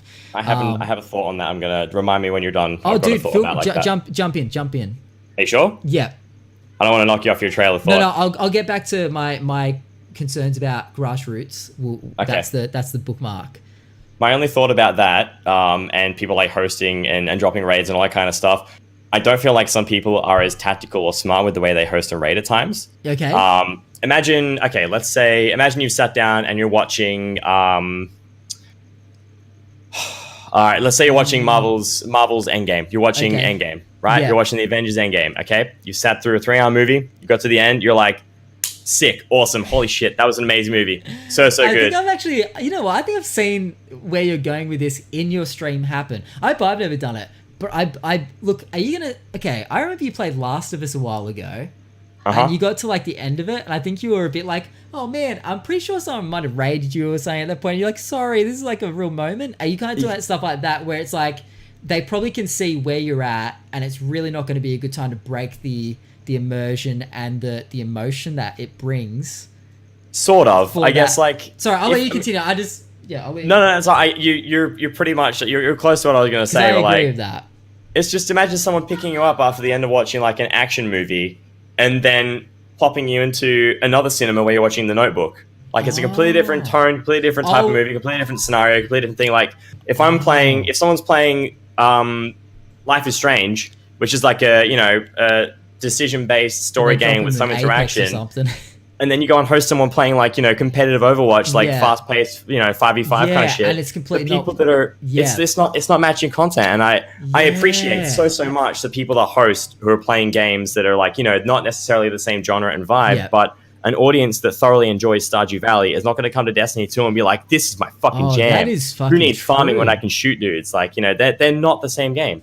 And an audience of 500 Stardew Valley streamers or viewers, is not going to stick around to watch someone play Destiny 2. Dude, that's a fucking good mind. That's a good outlook on it. I've never thought of that. That's so obvious. If you ever worried about people leaving after a host, it's like that. Obviously, like think it like the person absolutely bring an audience to someone they enjoy, but think about what the person was playing before. Oh man, yeah, I've never thought. And if everyone leaves, you just think about like, why did they not like me? Yeah, it's probably not. I mean, someone hosted me, a couple of weeks ago for like 100 people. I've never had like a I've done that to you, by the way, too. All the fucking time, dude. And I wanted to call you out. All right, guys, this has been good. The reason I asked you on this podcast was to confront you about your tactics of raiding. Could you cut that shit out? All right, it's been good. Now we've gone through to him. It's time to get. No, you've never.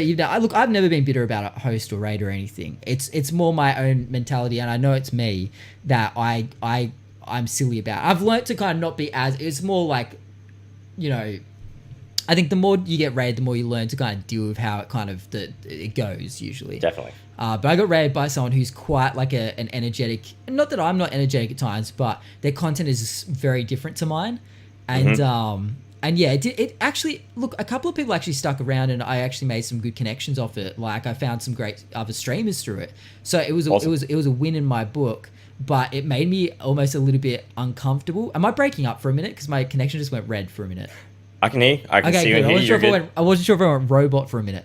No, you're good. But yeah, I knew what her content was like. I knew what her audience was like, the person that rated me. And I was like, oh boy. And I was not feeling like the energy myself that day. So I felt like I just was not giving the right. And it just made me feel weird. Like it made me, but it also can kind of break your flow of what you're doing.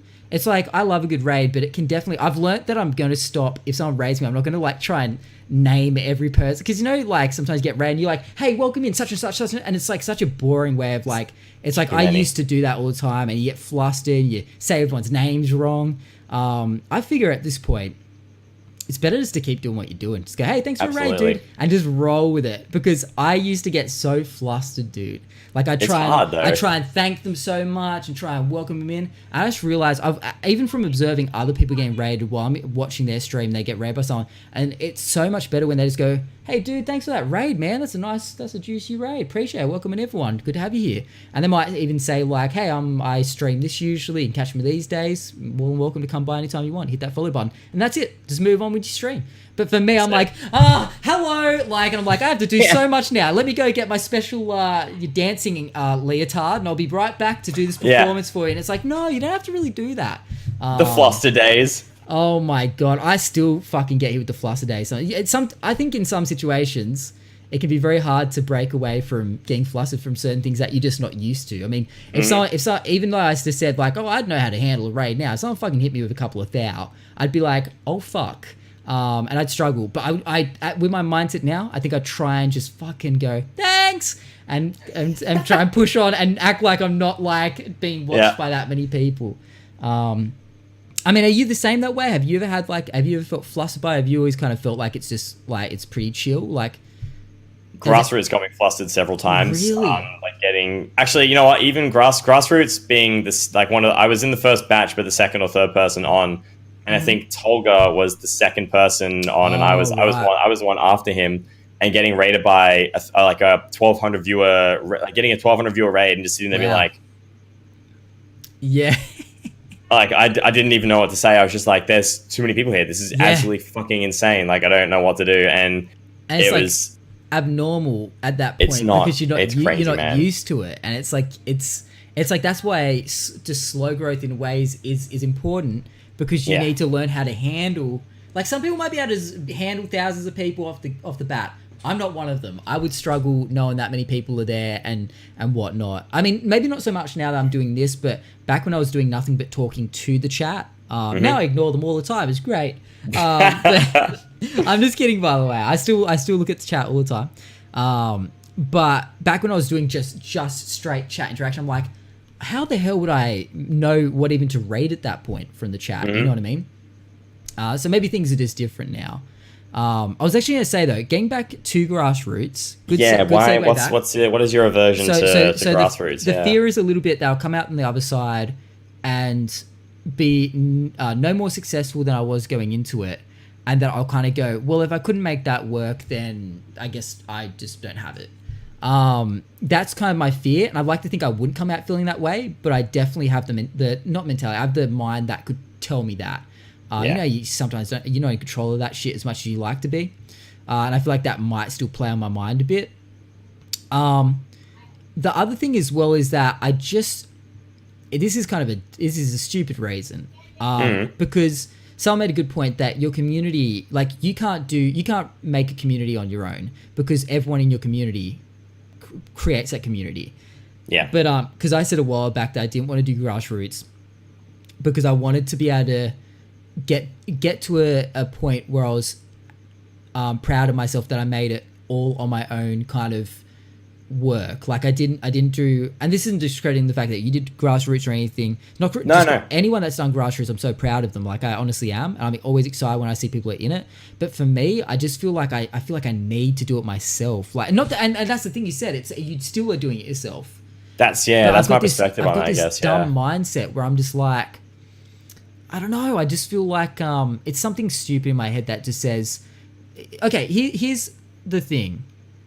I feel like if I was to blow up from grassroots, say I did grassroots and somehow I got to partner, like I had enough viewers after that to get to partner.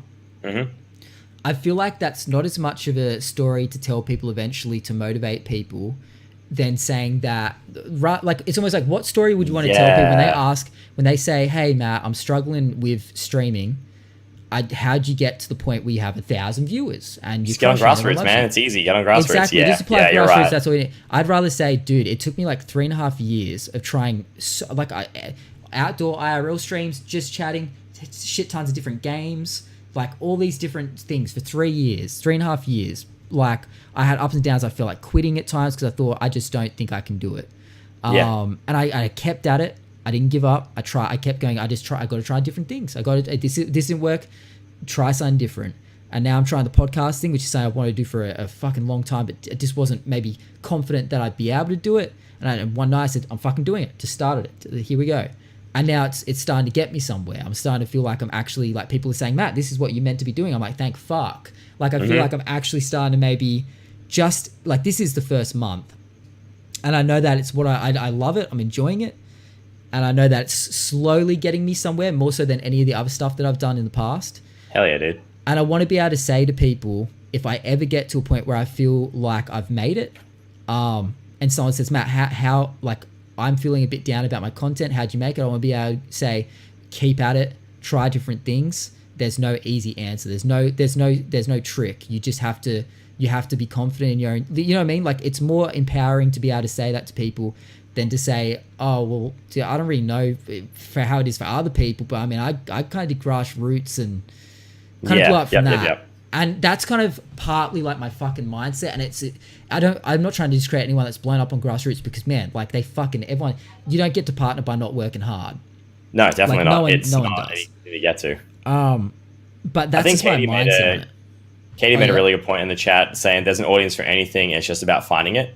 Absolutely. And I think I think if you constantly have that in mind, like whether not 24/7, like constantly, like, Bible prayers in your head, like there's an audience for everything. But like if you've got like, if you keep that front of mind when you're making content, like, people, there are millions upon millions of people watching content on Twitch. It's just about those people coming across your channel and being like, damn, that's a good looking piece of content right there.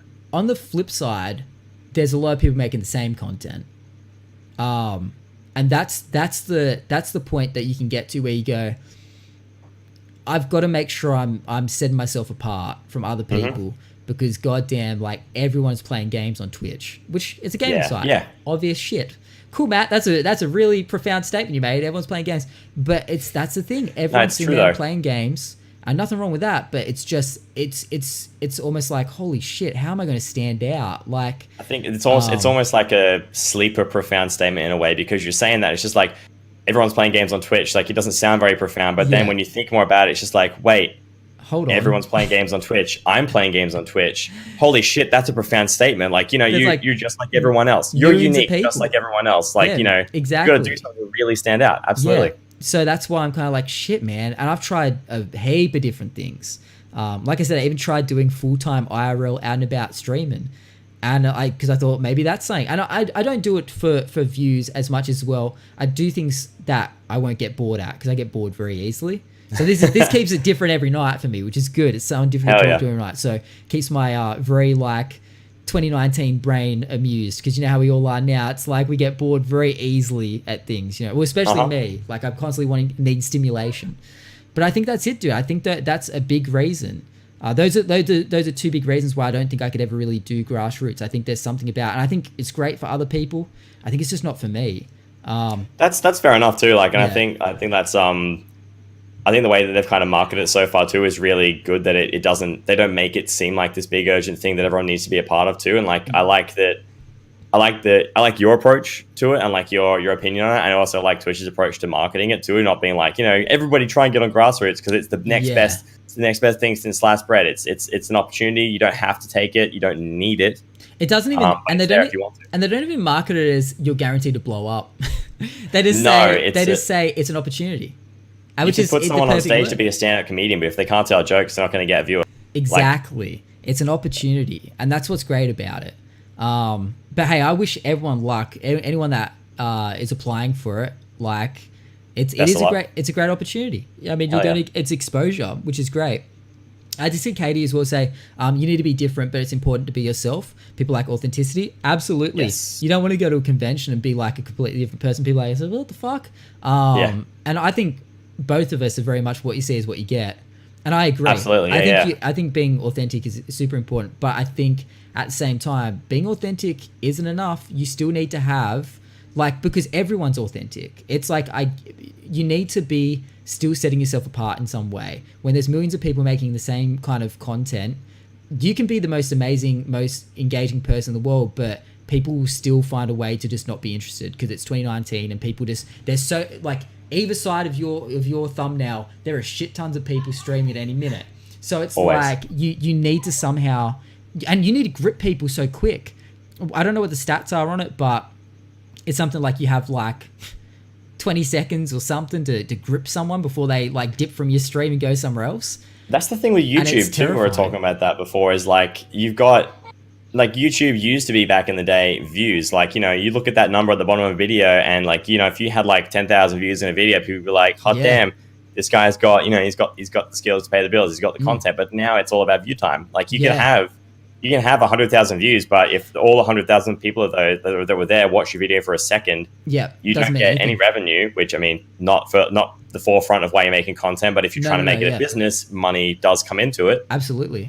And if you're getting a second per view, you're engaging no one. Yeah. It's almost a waste of time. That's obviously why they've switched to that format of even pushing out, because I know view time also is what helps you get onto the recommended feeds and whatnot. Yes. Which is why a podcast format's great, because obviously, like, having a couple of hours that people will put on the second screen while they do stuff and let it run, perfect for view time. Hell yes. But then even when it gets pushed out onto a recommended feed, most people aren't looking for a 3-hour video to sink their teeth into while they're flipping through. So it is a bit of an uphill battle in that way. But yeah, dude, I don't know, man. So grassroots, definitely something that people... It's hard. I mean, that whole self-made thing, it's hard because I think everyone wants to be self-made. Like, really, everyone wants to be able to come out from the end and be like, I did it, like, and it was all me, baby. That's the thing. If someone came to you tomorrow, let's say he has 1 million subs on YouTube and says, bro, I want to support, like, let's collaborate, let's make it happen. We'll make a handful of videos. I want to get you up to where I'm at. Would you take it? Like, is that something that you'd go, like, yes to? Or would you be for YouTube? I don't know. I was about to say one thing, but now I think about it, I've sunk so much time. I've sunk way. Twitch as well. Twitch, like, actually, yeah, both of them, to be fair. No, I probably wouldn't take it. I was about to say YouTube maybe because, like, I've spent so much time on YouTube and I've kind of, like, a lot of my time and energy now is being poured into my Twitch content instead of YouTube. But even then, again, it'd be the same thing. If someone was to come along and blow my YouTube channel up, then all of my work that I've done, like, it'd just be, you know, eclipsed by the support that I've been given from somebody else. So I don't think I'd want to. Like, if somebody forced it upon me, like, you know, I can't really do much to reverse that. Yeah. But, like, if somebody said, like, you have a choice of taking your help on me, stop forcing. I don't know, man. I didn't consent. No, I didn't consent for this. Look, I totally agree. Look, I partially agree. I think for me, it would just depend if I like their content, first of all. Like, if I love their content, I'd jump at the chance to make something with them. I think in this day and age, how possible do you think it is to grow without having a little help from someone from above? I definitely think it's... Like, I'm talking about someone from above in views. I definitely think it's possible. Like, I think that the right type of content will get the right type of audience. Right. It's definitely a lot more competitive, though. I think that right now, like, it is, you're 1 in a million. There are so many. I'm sure there are people out there that have like 1 to 2 viewers right now that you know, they've got the most outstanding, phenomenal, amazing content, and it's dude. And look, you could search for them, but you got to sift through some shit. That's the thing. So Twitch has done this thing. Well, have they? I don't think they've implemented it yet, but they announced that they're going to do you can order directories now from lowest view count to highest view count. Did you see that? I didn't see that. No, that's they announced exceptionally... that, I think, at the TwitchCon Europe or whatever it is. So yeah, they're going to have a couple of different ways that you can search for people. They've also got, I think, an option where you can see who started the most recently, like in like, I guess, who just went live most recently. Yeah, which is pretty awesome. Like, so you can see anyone that's just gone live. The only thing is, have you ever scrolled right down to the bottom, like the just chatting or something? I mean, something like that, it's just a mess. Like, so if you're looking for a good interaction with someone that, you know, it's like there's usually it's not people at the bottom of just chatting. It's like weird. Have you ever delved into it? I've never gone there because I know it's like screen captures of people's monitors. I don't know. It's just chatting is just like the space between platforms. Like, it's like between your destination and getting. I know it's just like people like I do just chatting on. Sometimes, like, if I'm going to start my game, I'll go, we're just chatting for the start, switch to Destiny 2, stream, just chatting, end. And dude, it's like... I was doing just chatting, like, exclusively for a while there. I don't know. I loved it, but I feel like it's very saturated with a lot of other content that I can't compete with per se. But that's why I'm now loving. I'm in the podcasting. Talk shows, the podcasting section, because it's a little less competitive against some saucy content. I use the word saucy loosely. You know, but Clumsy's made a good point there too about people with low view counts generally are more engaging, which is that's definitely true. The people though that go like, I only watch small streamers, I hate that dude. I once knew a guy who was a smaller streamer and now he's gotten bigger. And I wonder where he stands. If I remember, like, I said to him when he was starting out, that I said to him, I was watching this person last night.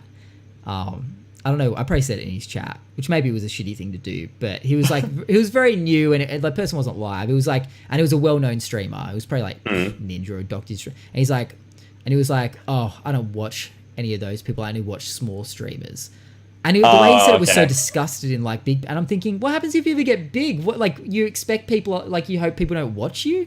I'm not going to support him because he doesn't support big people. Now he's a big person. Why support it's the like big you guy? have to know that those big people need support still, because if they didn't have support, they wouldn't be big. It's how it works. They need support to stay big.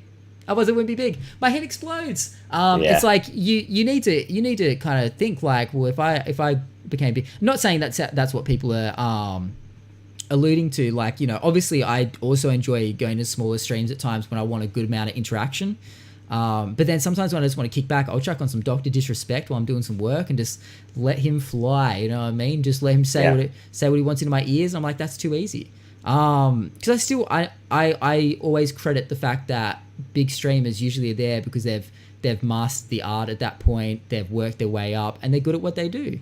And I also feel like I can get inspiration from them. I can get confidence from seeing that they've made it and where they are, and go, I can get there one day. I think it's good to watch small streamers and support them. I think the main thing is support at least as well. I think you've just got to support people that you enjoy watching. That's like there's no secret sauce to it. If you enjoy watching someone, just support them. I think that's why I thought that statement. And I think there are people that are just like, I don't watch big streamers. I've heard a few people say it. I'm like, okay, well, I mean, hopefully when you get big, people don't think that way for you. Yeah. You know what I mean? Like, it's a weird mindset. It's very backwards. I mean, I think, why can't you watch a mix? Like, I get, that's what I'm saying. Like, why can't you just watch a whole mix of people? Why does view count have to matter? If it matters when it's small to some people, why does it have to matter when it's big? Like, absolutely. Why can't it matter just that the person's entertaining? Like, if they've got 2 viewers and they're entertaining, enjoy them. If they've got, like, you know, 100,000 people and they're entertaining, enjoy them. If you don't like them, you don't like them. It's funny when people just put people into categories of big or small. It's like it really just doesn't matter at that point. Just enjoy them for the content. But we're so caught up in numbers.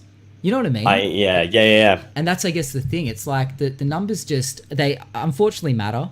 And I guess if the numbers weren't a thing, no one would succeed, because not people would be going well on one day and then come back the next day and it would just be, I don't know. It's interesting. You know what? You're saying this now, and actually I'm thinking about it. And actually numbers come into, aside from like picking relatable content, like content that's similar to mine.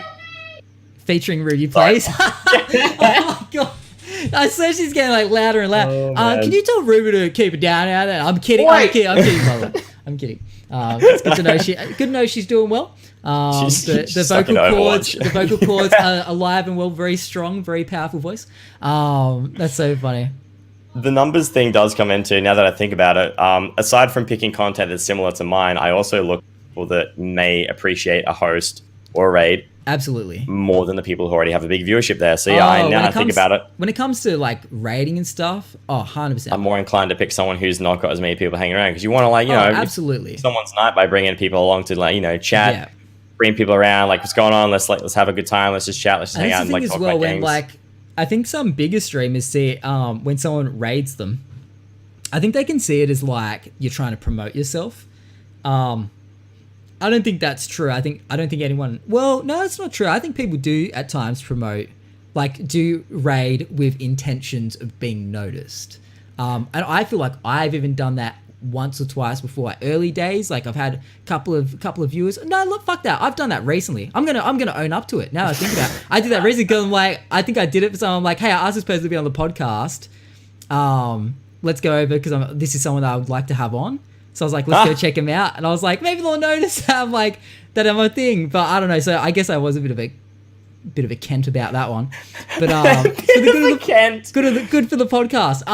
But yeah, dude, it's like, even I guess somewhat subliminally, it's a thing. It's like, but at the same time, it was showing support. Well, they weren't like a bigger streamer. It wasn't like someone that was massive, and I was like trying to be like, I wasn't hitting up like Dr. Disrespect. Hey Ninja, give us a shout out after I host you, bro. Exactly. Like, it was someone like that was at a level, you know. But that's the thing. I think some people can be like, are they trying to bite my viewers by rating? Like, actually, it's funny. Mixer had a thing, I believe, for a while there, where people could put hashtag no raid or something like that in their title. People were doing it. I remember going over to Mixer and checking it out, and people had like not raid friendly or something on their stream as like a tag or something, so that to say don't raid me. Crazy, huh? The Mixer's a weird community, man. Oh shit. Mixers is a little bit. Look, I said something recently that I don't think people like, and it's not true, because people do tell. Just that I originally thought it was like a dumping ground for just people that couldn't make it on Twitch. Because for a while there, I believe it was either the people that felt like they couldn't make it on the Twitch because the Twitch was already too established, or the people that got banned on Twitch and felt like they had to go somewhere else. So they go to Mixer. I don't think that's the case now, because Mixer has established itself. But for a while there, I just saw a few people get banned, and they're like, well, I'm going to Mixer, motherfucker. And it's like, well, I get it, but it seemed like a bit of a... It seemed like a bit of a dumping ground for a while there. But I do think it's got... Look, I don't know. I don't know if I like Mixer. For me. You want to know an interesting fact? I streamed on Mixer once. Oh, yeah? Yeah, I tried it. Because I was one of those people, I was like, well, Twitch is like going alright. Been at it for about a year and a half. I might have a bit of a sus. And I was like, oh, maybe I'll make an account. It seems like there's less competition here. But you know what the thing you figure out is? Yeah, there's like less streamers, but there's also less viewers. Like... It's like an economy. It's like Twitch has more viewers per streamers. Therefore, Mixer has less streamers, but also still has less viewers. So you're not going to grow necessarily any quicker. You know what I mean? It's like it ratios out. There's a really good analogy that someone gave me as well, and I can't recall what it was. Also, I can see some responses about Mixer in the chat, which we can talk about in a moment. Yeah, absolutely. Too. Feel free to bring any of it up. Yeah, absolutely. I don't know, like switching, if you're on a platform with, you know, like you said, like there's the same, proportionately, there's the same amount of content, there's the same amount of creators versus, or I'm sure close to the same amount of creators versus viewers on the platform. Mixer just may have like lower proportionate numbers overall. But if your content is not being noticed on Twitch, for the amount of people that are there, why moving to Mixer, is that going to make it any different? I agree that like switching platforms isn't going to magically make you grow quicker. Like, sure, you know, what's the like? What is it? The whole like, you know, you're another fish in the sea kind of thing. Or like, you know, the sea in Mixer is much smaller. Yeah. But you know, there's less people that are going to come and notice you there as well. I guess. Like, I don't know. It's small fish in a big pond. Small something fish. You're a small, small fish in a big. That's the one. Yeah. In Twitch, you're a small fish in a big pond. Yeah. In Mixer, you're a small fish in a slightly less big pond. You're just a small, but like there's still you're but then you're not gonna because you've gone back to having zero of anything on there.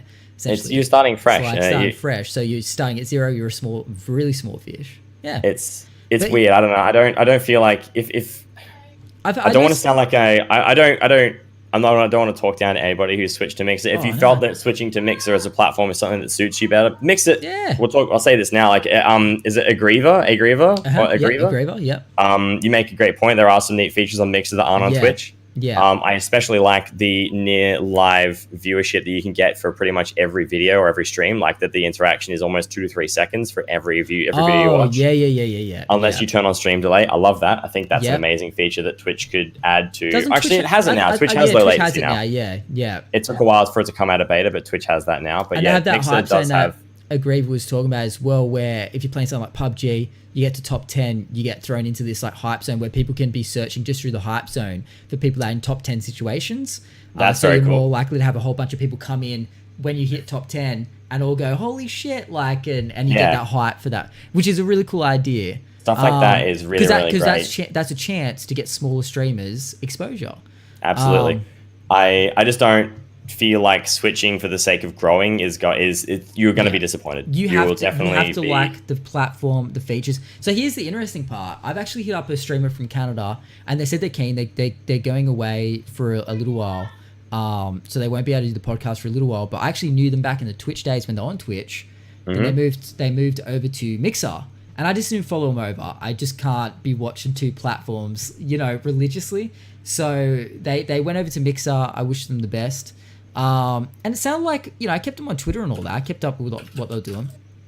And it seemed like they were doing pretty well, Next minute, a couple of months later, after seemingly having what I thought was that it was all going well, welcome back to Twitch. They're back on Twitch, and they're like straight over again, straight back, and they're like, yeah, like it was good, but it's like, so I'm very curious to get them on when they finally can get on. What they have to say, to hear what they have to say about their time spent over there, because it seemed like they were having a good time. And her partner was also, I mean, he got partnered on Mixer and all that. I believe he's moving back, or he's starting to think about doing both Twitch and Mixer. Right. So I think he's starting to feel like he wants to come back. So I don't know, man. It seemed like people were moving to Mixer for a while there. It seems like I'm seeing a lot of people recently coming back to Twitch. So it's something is up. Something is not doing it for There's him. a bit of, I know there was, I don't know the full details, and I'm not going to try and guess or like recall exactly what happened. We spout fake news on here all the time. You go, do your thing. I know there was a bit of drama in the Australian Mixer community around the community manager that was taking care of Mixer ANZ at the time, and people wanting to kick them out and not feeling like they were doing a good job and all this stuff, and just a lot of like, you know, harassment and, you know, bullying amongst the Mixer ANZ community. And if you can think of like, imagine the Twitch ANZ community that you can think of, like, imagine the people that you would bump into at, wait, where are you? Are you in Sydney? Or Sydney, are you in... yeah, Sydney. All right. Imagine the streamers that you would meet at a Twitch Sydney meetup, like that community, the people that you know, those friends there. Yep. Imagine that kind of group, but on Mixer. Okay. Like different, obviously completely different people, but like that kind of... Yeah. I know what you're talking about. Like the same type of people, same kind of community on Mixer. It was like a little bit of a Twitter drama, right? Yeah, it's just, I was really unfortunate to see a community turn on a single person. So, dude, yeah, actually that person was on the Twitchy Coffee podcast, like the day of that drama. So I didn't see it on Twitter, but I heard from that person's perspective of what kind of happened. It seems rough, man. It seems fucking rough. It's really disappointing. It's left a pretty sour taste in my mouth about the Mixer community overall. They were like a Twitch streamer for a while there.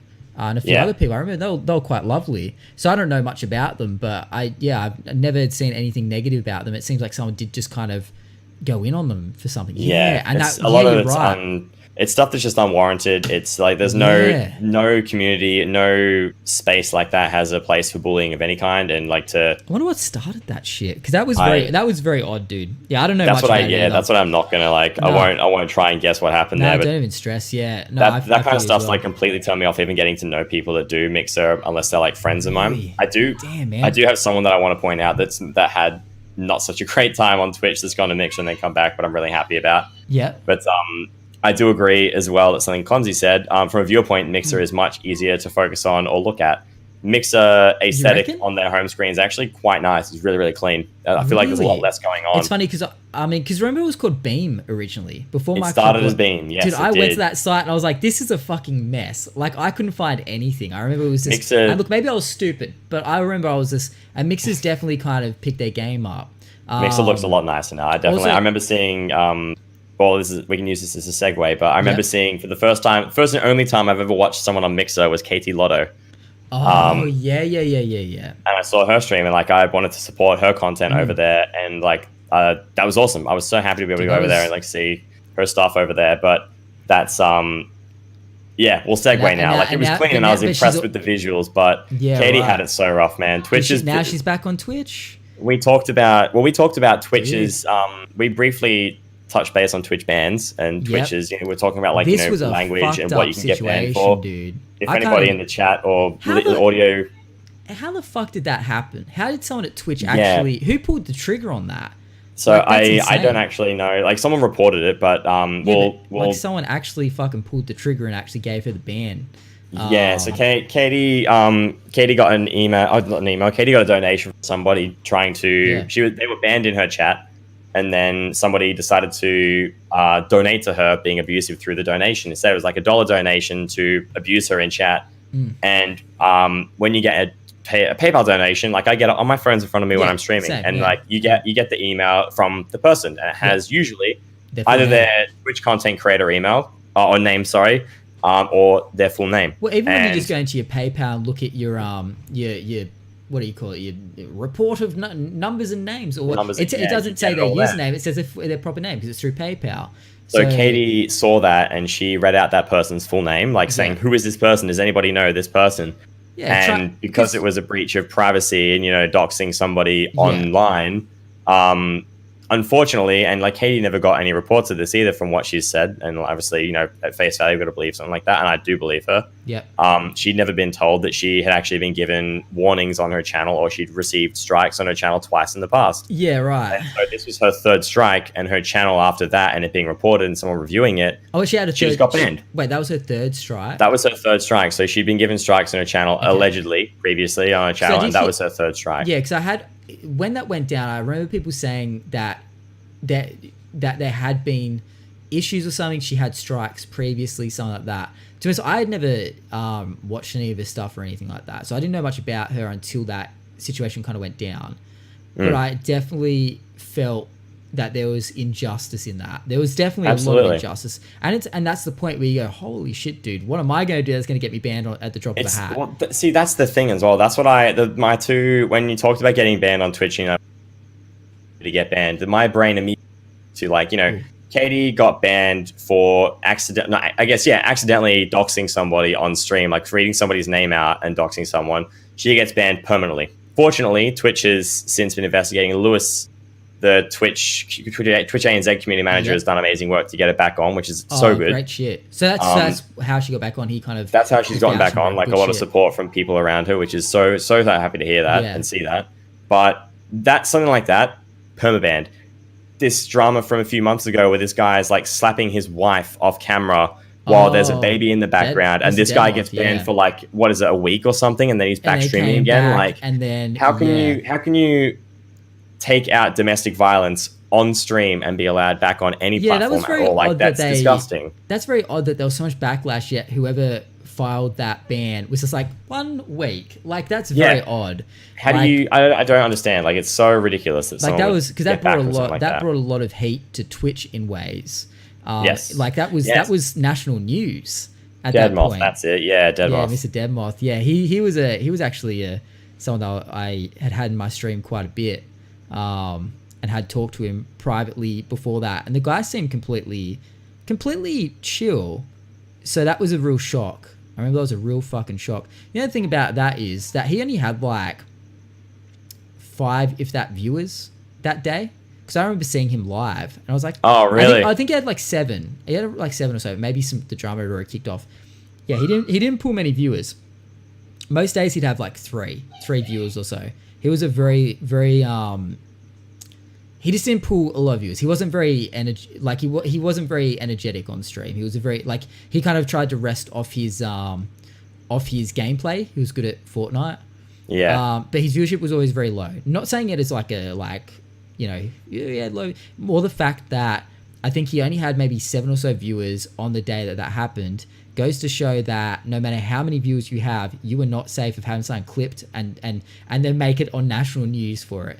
Like, you don't have to be someone with thousands of viewers to end up just like, that's the crazy thing, dude. Anything you do will get seen. Like, you'll be called out. Maybe like 7 or so people saw that live, and then the right person was there, clipped it, shared it, and then next minute Keemstar's bloody reporting on it. Channel 9 and all the other news, like, it's on our television sets, you know. It's insane. It's like you and it's going back to accountability on the internet. Like, that's it. You put something up on there, you have to be prepared to face it. But it does confuse the shit out of me with that whole situation. That he the thing that mainly confused me is that he just did it all with the camera on and didn't seem to think anything was wrong. So I don't know. Someone made a point before that his partner was like physically abusing him during the stream as well. And like it's, I know, granted, like, it's the wrong, both of those things are the wrong thing to do. Like, no one, physical violence is never the way. Like, it's never the way to resolve something like that. But like, I don't know how to say this. Like, it's good that it happened on camera because it has been brought to light. This person's been, chastised and punished for what they did. Yeah. But like, if you're gonna resolve, not physically, let's not, don't. Nobody take this as me saying if you're going to physically abuse someone, turn your camera off. Do not take it like that. Yeah. But if you're going to be in an argument, if you're going to argue with someone, or if you have an indifference that you need to verbally take out with somebody and talk to someone, not yell or whatever, but like, if something's going to stop don't do your laundry like on camera. Like, if you're going to, Yeah, like I said, nothing about this. No, is like I totally stuff, get what you like, mean though. It's verbally, if you're gonna have an argument with somebody and you need to talk to someone, if like Ruby and I have never had an argument in like our relationship, it's been amazing. Ruby's amazing, but that's awesome. if we That's had to like actually talk that's about impressive something, as fuck. it's like if we're gonna talk though, like I wouldn't sit down like on stream and like talk out my door and be like, hey, blah blah blah blah blah blah blah. I'd be like, hey guys, might take some time off and do personal things. I'll come back later. But like you don't settle an argument on camera and then come back and sit down and be like, hey, so what's going on, guys? You know how awkward it is to sit next to someone while they're arguing? It's the worst. Dude, I don't even know how like that mindset. He's obviously got an interesting mindset on it. Like he didn't think it was a big deal. Look, I am very much in the mindset of they were both completely in the wrong. Like absolutely, I actually don't back either one. I'm very 50-50 on both of it because she was very aggressive with her stance, and he was trying to get him off the game. Like she was like hitting him and throwing stuff at him. And right? He was being emotionally abusive in a way of just not listening to her point of view, turning the stream off and realizing she's upset. Like if Tay came in and ran and was like super upset about something, I'd be like, guys, I'm out of here. I'm gonna sort this out. So in that way, there's emotional and physical abuse, and he had that emotional abuse. She was being quite aggressive. There's a lot to unpack with it, obviously, but she was trying. The one thing that annoys me is everyone's like, she threw a piece of cardboard. She didn't throw a piece of cardboard. She threw more than cardboard. There was shit something with substance. And she was trying to pull all his shit. She was like pulling his stuff off his desk and whatnot. Like she was. If you did that to any, here's my mindset on the thing. Flip it and reverse it here, right? If it was him that had just made a dinner, right? He just made like a lovely dinner. And he came in there and he's like, I made you dinner an hour ago, and he's being really aggressive with his words. I made you dinner an hour ago. You come out and you eat your dinner. And she's like, no, I'll be out in a couple of minutes. I'm finishing this game. And he goes, no, like you come out and eat your dinner now. I'm sick of this shit. And says a bit of language to her. And then he goes, no. And then starts throwing cardboard at her, at his wife. Throws a couple of like plasticky things. And then goes up, you see her like try and hit him a little bit. Because she's trying to hit him a little bit. Yeah. And then starts pulling his shit off. Everyone would be like, oh my God, we've got to get that poor lady who's just trying to play games out of there, because it was very much a little bit of a sex thing.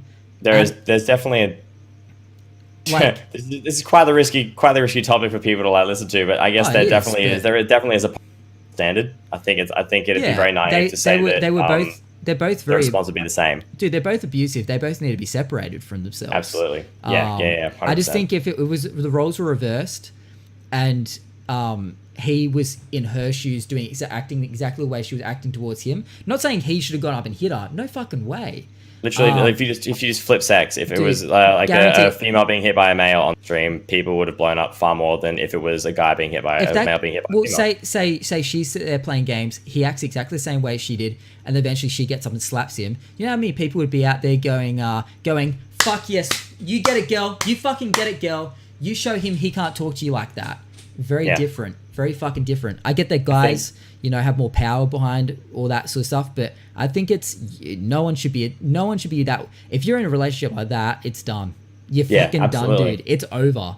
Like, I think something as well to speak to the perspective that you and I are both seeing this from as well is that if you see it from that perspective, that like there is clearly a double standard, you're not someone who sees it as a double standard. If you can recognize that a guy being hit by a girl is seen worse than a girl being hit by a guy, if you can see that as like a society kind of thing, people see it like that. If you can look at that from the outside, you're not someone who sees it like that. It's like, anybody hitting anybody is terrible. You should never hit anyone. No. So look, as soon as you're going down that road, just treat people like people. Like exactly. Absolutely, dude. And especially when there's a kid involved, man. Like that relationship is done. Like it's done, dude. That shit ain't getting better. Trust me. That shit doesn't get better. You can counsel the fuck out of that. It ain't getting better. Like you were done.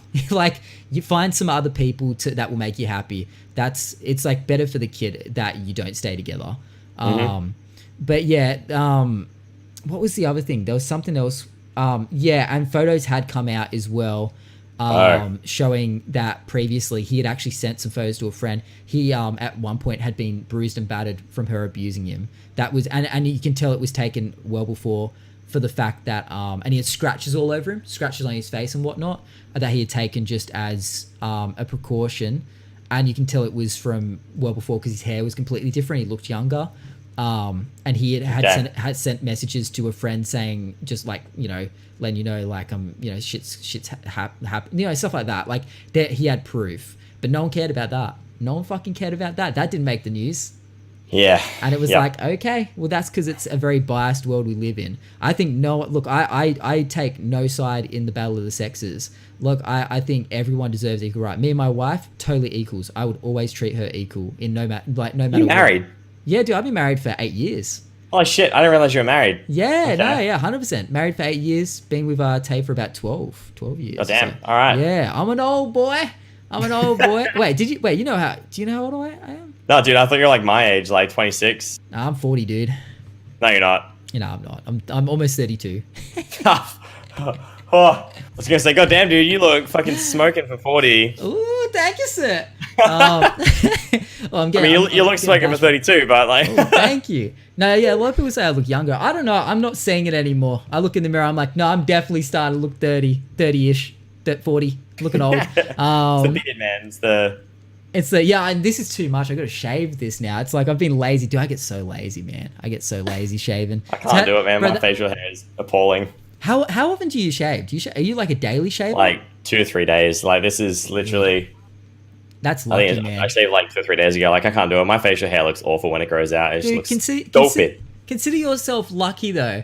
Like if I didn't have to shave, I feel like that'd be such a like pleasure to have fuck it. But at the same time, I do like having a bit of cheeky facial hair. But look, I think I wouldn't carry the weight, to be honest. I'd just be like, fuck, at least I don't have to shave. That's why people come to me like, dude, how can I grow like a great beard? Like my beard doesn't grow in like. And I'm like, dude, don't even worry about it. Like as long as you don't have to shave too often, like you're winning. Like shaving is just an extra step to your day. I'm quite lucky. I do. Every now and then I try not to take it for granted and think about it and be like, yeah, you know what? Other people have to shave like, you know, dude, all the time. Oh man, I'm like hair everywhere, dude. Except for my back. Thank fuck. I'm just saying. But I'm a hairy boy. And like maintenance of that shit is like, I'm like, why can't I be smooth as fuck? Insanity. Like, so those fucking dudes there, like, just smooth as fuck, just oiled up. Nah, dude, that's bullshit. People that have like the whole like smooth arms and smooth. There are some dudes out there that are smooth as fuck. Like that's some manscaping shit right there. I tell you what. You're right, bro. Like that's gotta be manscaping. You know what? It's a little bit yes, but dude, there are some people genetically like that just. And I'm like, why the fuck do we have hair? Like on our fucking chest, like what is that? I don't know. It's like some people are like it's a sign of manliness, and it's like, I mean, I guess, like, dude, I have like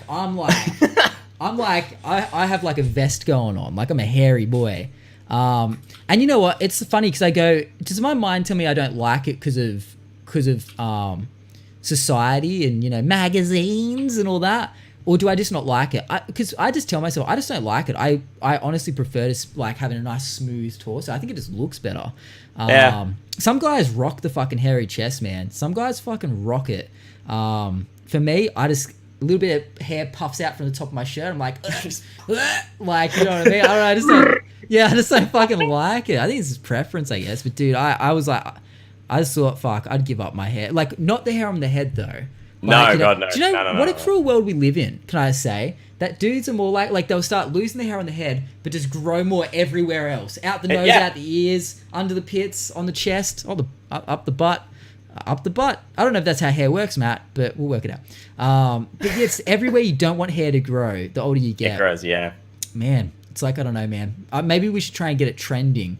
Like try and make it like a thing. You know, like the women that they just go, fuck it. Like I'm going to grow my armpit hairs out. You know what I mean? Yeah. But I think you're right. There is like the whole kind of. There's like the rebelling against it. I'm like, I'm going to make this beautiful.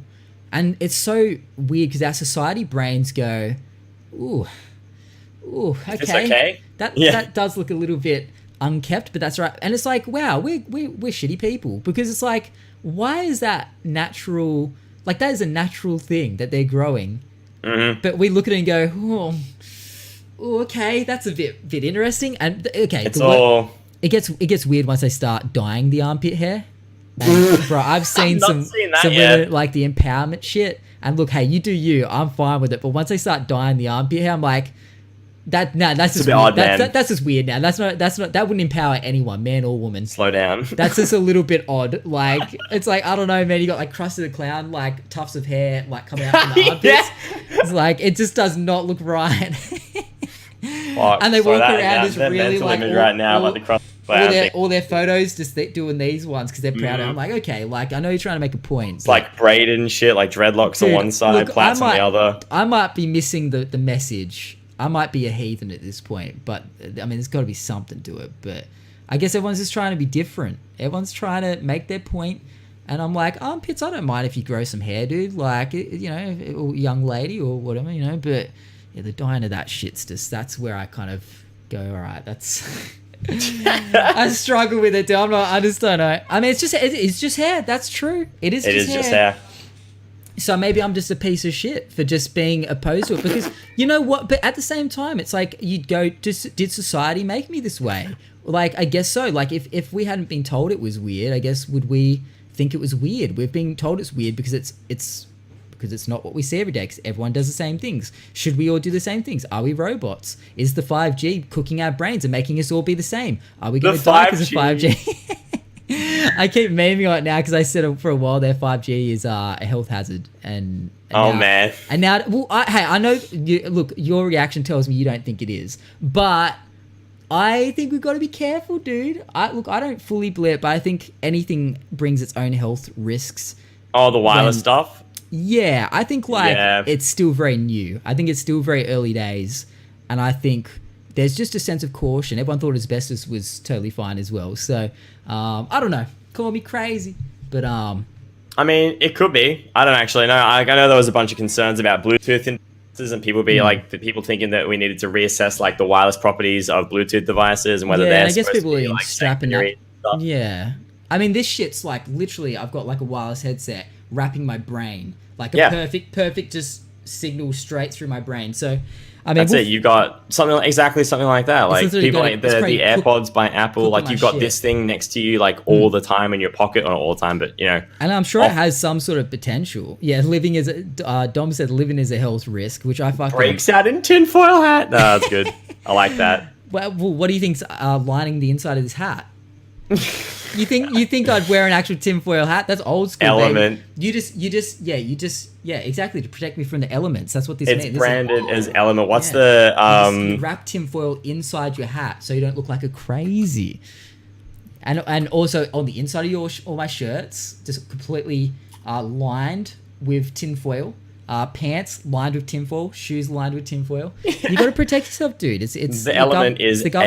Man. You're just branded with AL, which is for aluminium. You're just covered in that. Oh, you know what? Lucrative business. Even if you don't believe it, make hats that are lined with tinfoil and sell them as protective 5G hats. Like, you can't get in trouble if they believe it. They'll buy it. That's smart. Dude, that's a business idea. See, that's innovation. You don't have to believe what you're selling. You just have to make them believe it. So I'll be releasing my new line those bands you used to be able to buy, like the ones with little energy bangles, gave you changed your mind, or gave you positive energy and like positive vibes and all that stuff. Dude, that's a thing. I mean, do you reckon? I don't know. I mean, obviously people don't use it anymore. What do you think the science they tell people for that? Okay, do you know what? I've heard a weird... This is going in a weird direction, especially because we just got Jacobian. Jacobian? Hopefully I'm saying that right. What's up, Jakey? How you doing, baby? Welcome and thank you for the raid. Appreciate it. Hopefully all the Jakey heads enjoy their stay. Doing a bit of a cheeky podcast at the moment with HolmesInFive. To make sure you check him out. Okay, this is about to go down a weird route. But I heard a rumor... No, this is going to be too weird, dude. This is... go on, do it. I heard that if you get an erection... do you want me to keep going now? Keep going. Good. Keep going. Apparently, if you want to get rid of an erection, because you know, like if you pop one, you pop a stiffy. Yeah. You can't really. Apparently, if you like press on your wrist, it makes it go away. And I've tried it, and I swear it works. But now I'm not sure if it's a placebo. I read it somewhere, look, and I'm hashtag stiffy. I'm like, get it trending. By the way, it's like I don't know. Oh, look, all right. Well, next time I get an RBA, I'll tell you when. RBA, random boner alert? Random boner attack. Next time, if I'm at... next time if I'm out in public or whatever, if I'm like, walking around, I don't know, like, be at the shop downstairs or something, or if I'm like going for a walk or going for a skate, and it's just like, oh, there's one. I'll press my wrist, and then you'll just get a tweet out of nowhere. It'll just be like, at the MattyAP, and I'll be like, dude, it worked. Please let me know. No, it doesn't work, and you'll find out. Everyone, let me know your findings, because we need more conclusive evidence, because of the fact I don't know where the fuck I read it, dude. I don't know who's doing science. Sorry, I've just seen Dom's reply. Be right back. Doing science and the fucking. Yeah, can everyone crack a fat for a minute? We just want to try something. We're just doing a bit of a test here. No, because honestly, like, I don't know now. Like, if I'm ever in an awkward situation out and about, I'm like, oh, this is uncomfortable. I'll just do the old little, like, you know what? Here's the weird thing, right? If I'm ever standing there talking to you and you're like this while you're talking to me, I'll be like, whoa, Matty, come on, man. Well, here's the thing. Have you ever seen... It's the tell, man. It's like... Have you ever seen photos of The Rock when he gets his photo taken and he's always like this? Adjusting his... Because he's rock hard. Like, oh my... Dude, it's got to be it. The guy's literally just The Rock in every way possible. Dude, that's probably it. Look at any photo of The Rock when he gets his photo taken. I bet he'll be doing one of these ones. The Rock is always hard. Bro, I'm looking it up right now. The Rock, he's probably more Dwayne Johnson's. All the ladies out there in the chat right now, or in the next time your man has if you have a man, next time if your man is feeling the need, just grab him by the wrist and see if it works. Just I have to check something. Just hold his wrist and see if it works. Oh, okay, my bad. He's not grabbing the wrist, but he's very close by to it. Was it like the whole like forearm thing? Like he's like. No, I'll put it in here. Oh, I don't know if this is going. Oh, that's a big link. I don't have a man, but I am a man. Okay, I don't know if I'll put it in chat. Nah, it's not grabbing the wrist on this one, but so many. He does the thing, but it's more him adjusting his. Like, he's doing his call. He's doing the cufflink meme. But maybe he's there just ready for, because maybe it's very, maybe he's there just ready to, just in case. Just in case. You can never be too sure when it's going to strike. Just saying, you got to be ready for all occasions. But yeah, dude, I read that somewhere and I fucking tried it one day, and I was like, wow, shit actually works. But I'm like, is it a weird placebo? Like, surely it's not like blocking. It could be in your mind. Maybe. Yeah. I mean, if maybe it's like It could be anything. It could be taking your your focus gets taken away from. Have you ever watched The Office? I have, not a lot of it though. Have you seen the episode where Jim is feeding Dwight and trying to get him? There's an experiment where Jim makes his computer play like the Windows reboot sound. And every time he makes the computer reboot, he offers Dwight a mint. Oh, and then eventually it gets to a point where Jim no longer has to play Jim no longer has to offer a mint. Dwight's just like, give me a mint, because he hears the Windows sound effects. And maybe it's what they do for dogs. Like, you're touching your wrist. That means the boner has to go away. Yeah. And then whenever you think about it, it's either it's actually a scientific thing in your wrist, or your brain saying, hey, no more stiffy be gone. It's like a reset button. Eventually, you won't even have to hold it. You just go boop, and it just goes down. Just like look at it. Man, that's scary. That's fucking scary, dude. Could be one or the other. Dude, 5G controlling our mind. That probably causes us to get the stiffies. 5G controlling your PP. Yeah, gives you the stiffies. You know what I mean? Puts you in an awkward situation. I don't know. Who knows? But feel free to let us know. Anyone listening to the podcast or watching right now, feel free to let us know your findings. And I wish I could point you in the direction of the person who came up with that genius invention of grabbing the old wrist there, but I do not know. Someone who's clearly, maybe it was Jesus. I don't know. I can't remember who it was. It might have been in the Bible. I don't know. But I'll try and find out where I found that. But yeah, I'm sure. I feel like it has helped me in a bind. I'm just saying. I don't know how we got onto that. It was something to do with something to do with something. No, do this. It's very, very funny. That's a great topic change. Dude, I don't know. It just came into my mind. No pun intended. All right. So getting back to your YouTube though, because we didn't delve. I still didn't. We started, then we went on a hard tangent. Oh wait, bro, I've said it so many times. I'm tempted to call this podcast The Tangent instead of the MattyAP podcast. But dude, that's a fucking great The Tangent podcast. Dude, that's so good. There's already a podcast called The Tangent Podcast, and it's I believe there is. I checked the other day. Yeah, I believe there is, and it's not because really, let's be real, as if there wasn't going to be one. Man, that's good. If you don't do it, I won't do it because I haven't started a podcast. Yeah, anyone get? I wrote podcast. Hashtag RBA awareness. See, I called them NRBs. No reason boners. Yours is what's yours? What was yours? RBA, random boner attack. Yeah, I like that one more. No reason boners, random boner attack. I'm sure there's so NRB, RBA. They both sound like, they sound like fucking they things. Sound like an actual thing that you should be aware of. Like, yes. They have their own public holiday, Awareness Day, where people raise funds for it. It sounds like a disease at that point.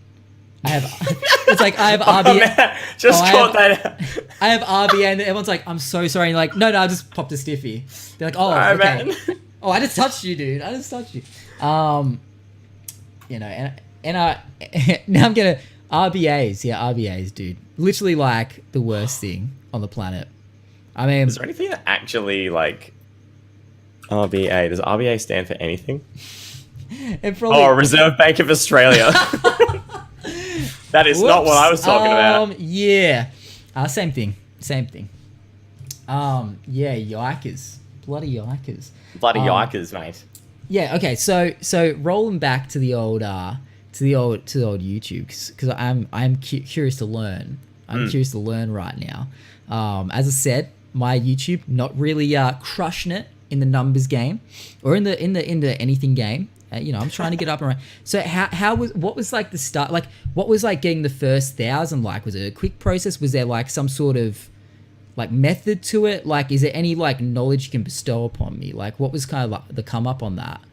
It took a long time to hit the first 1,000, but I was a little bit fortunate. I think a lot of my YouTube success, not that it's extraordinarily successful anymore, unfortunately it has fizzled out, but I want to try and do you think like you can rekindle it if you kept like making videos? Do you reckon a lot of your viewer base would come back, or do you think that's kind of like once it's, even though they sub already, I think like, I could, but it would take a lot more work, and there's a reason why I'm on Twitch, we'll put it that way. Really?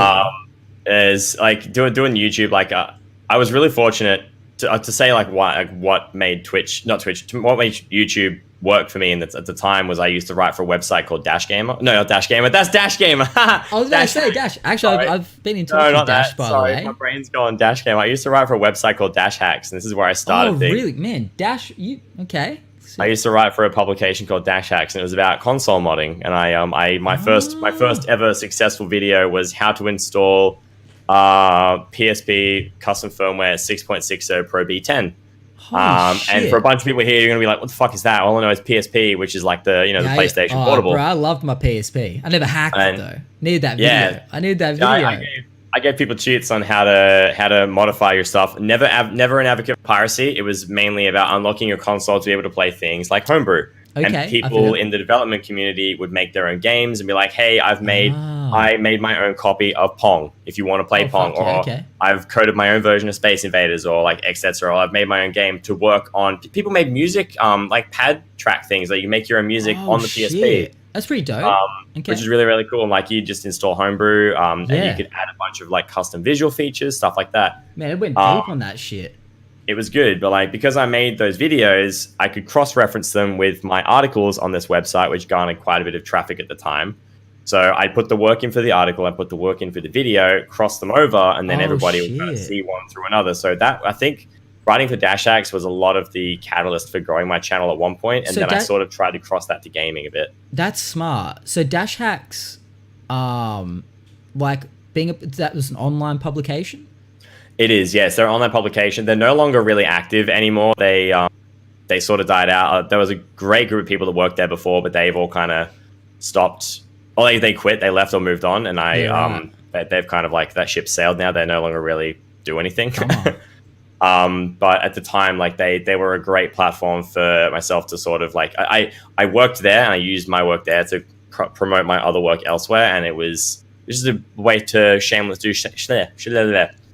self-promotion. Yeah, hell yeah. In my own article, so it worked quite well. But it was all, I did the work for Dash Hacks, and I just published it on my channel instead, and it worked really well. Fuck yeah. I mean, that's the thing. So you got a lot of traction with that.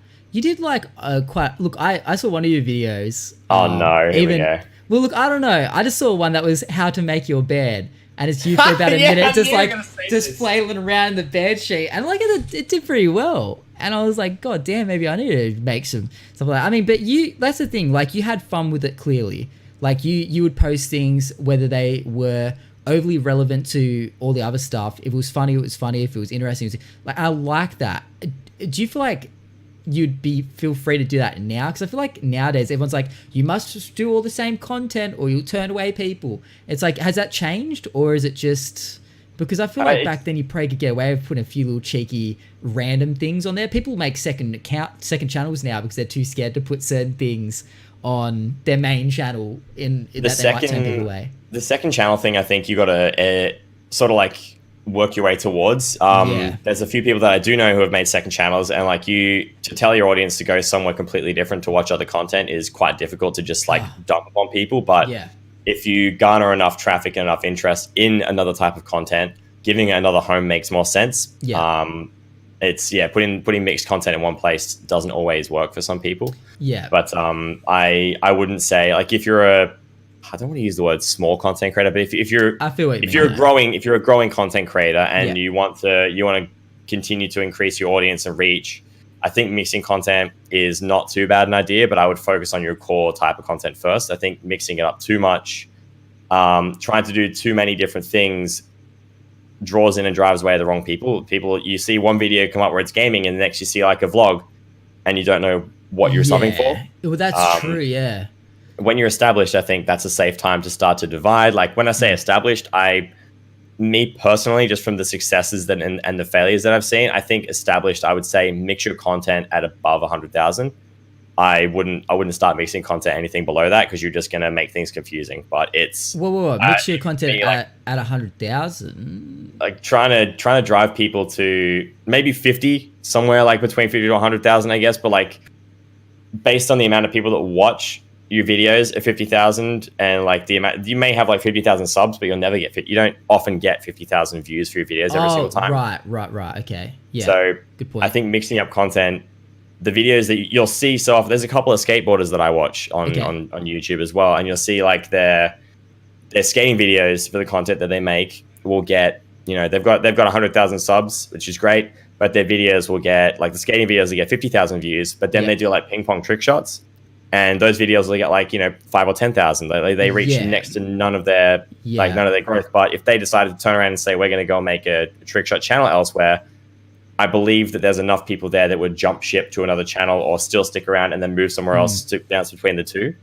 Doing it with a smaller channel, I think I don't know, I feel like you're not going to see that kind of growth, and you're not going to get that kind of viewership and numbers on another channel so quickly, and it's going to make it much harder for you to grow a second channel at such a low number, particularly with YouTube's algorithms. I think higher viewership and higher watch time makes things move up, and when you're getting so you really should be putting as much as you can on that channel just to even get it just pushed out to more people.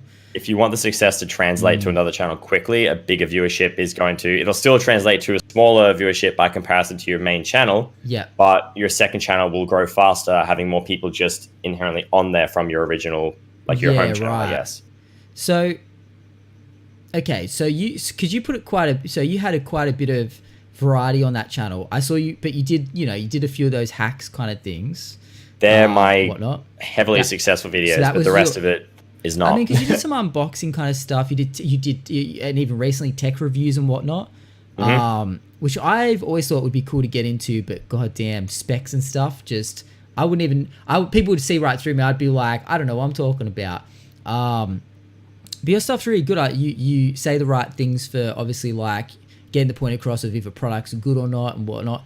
It's like, how do you get into doing that kind of stuff, like reviewing products and all that? Like, because I've always wondered that, like say with like Unbox Therapy, you might know, but he unboxes like some expensive shit these days. Yes, but I think, he does. how would someone like that start? Do they start by like contacting a brand saying, hey, can you send me some stuff to review? Or do they just out of pocket just buy shit? Like, how do you start reviewing tech? Like, I've always wondered that. Do you have to? I bought stuff. You did, so it's like I whatever did. Did you buy stuff ever in mind of like was it usually just because you wanted the product, or it's sometimes like, oh well, this would make a good review? Like, I think it sort of went hand in hand with what I was interested in. Like when it came to gaming stuff that I bought, like if I remember unboxing the Call of Duty Modern Warfare 3 like hardened edition, and the only reason I unboxed that was because it was like, well, I'm going to buy this, I might as well make a video out of me getting it and show people what's in the box because people are interested. Yeah. The difference between that video, which was like 2011, 12, something like that, versus like an unboxing that I made, last year, the year before, like unboxing like a PS4 Pro or something like that, the production value has just changed so much. Like the video, I've got videos of me unboxing a portal gun, and all that was me. I bought a portal gun from EB Games. I took it home, and the whole video is just me holding a camera and pointing at the portal gun and be like, look at this is cool shit. Oh my God, it's so cool. Magnetic stripes. People kind of love that shit. Like sometimes I like just raw videos in a way. It depends. It's like that. Either videos look great when they're like super well done, or sometimes like when they're just so raw.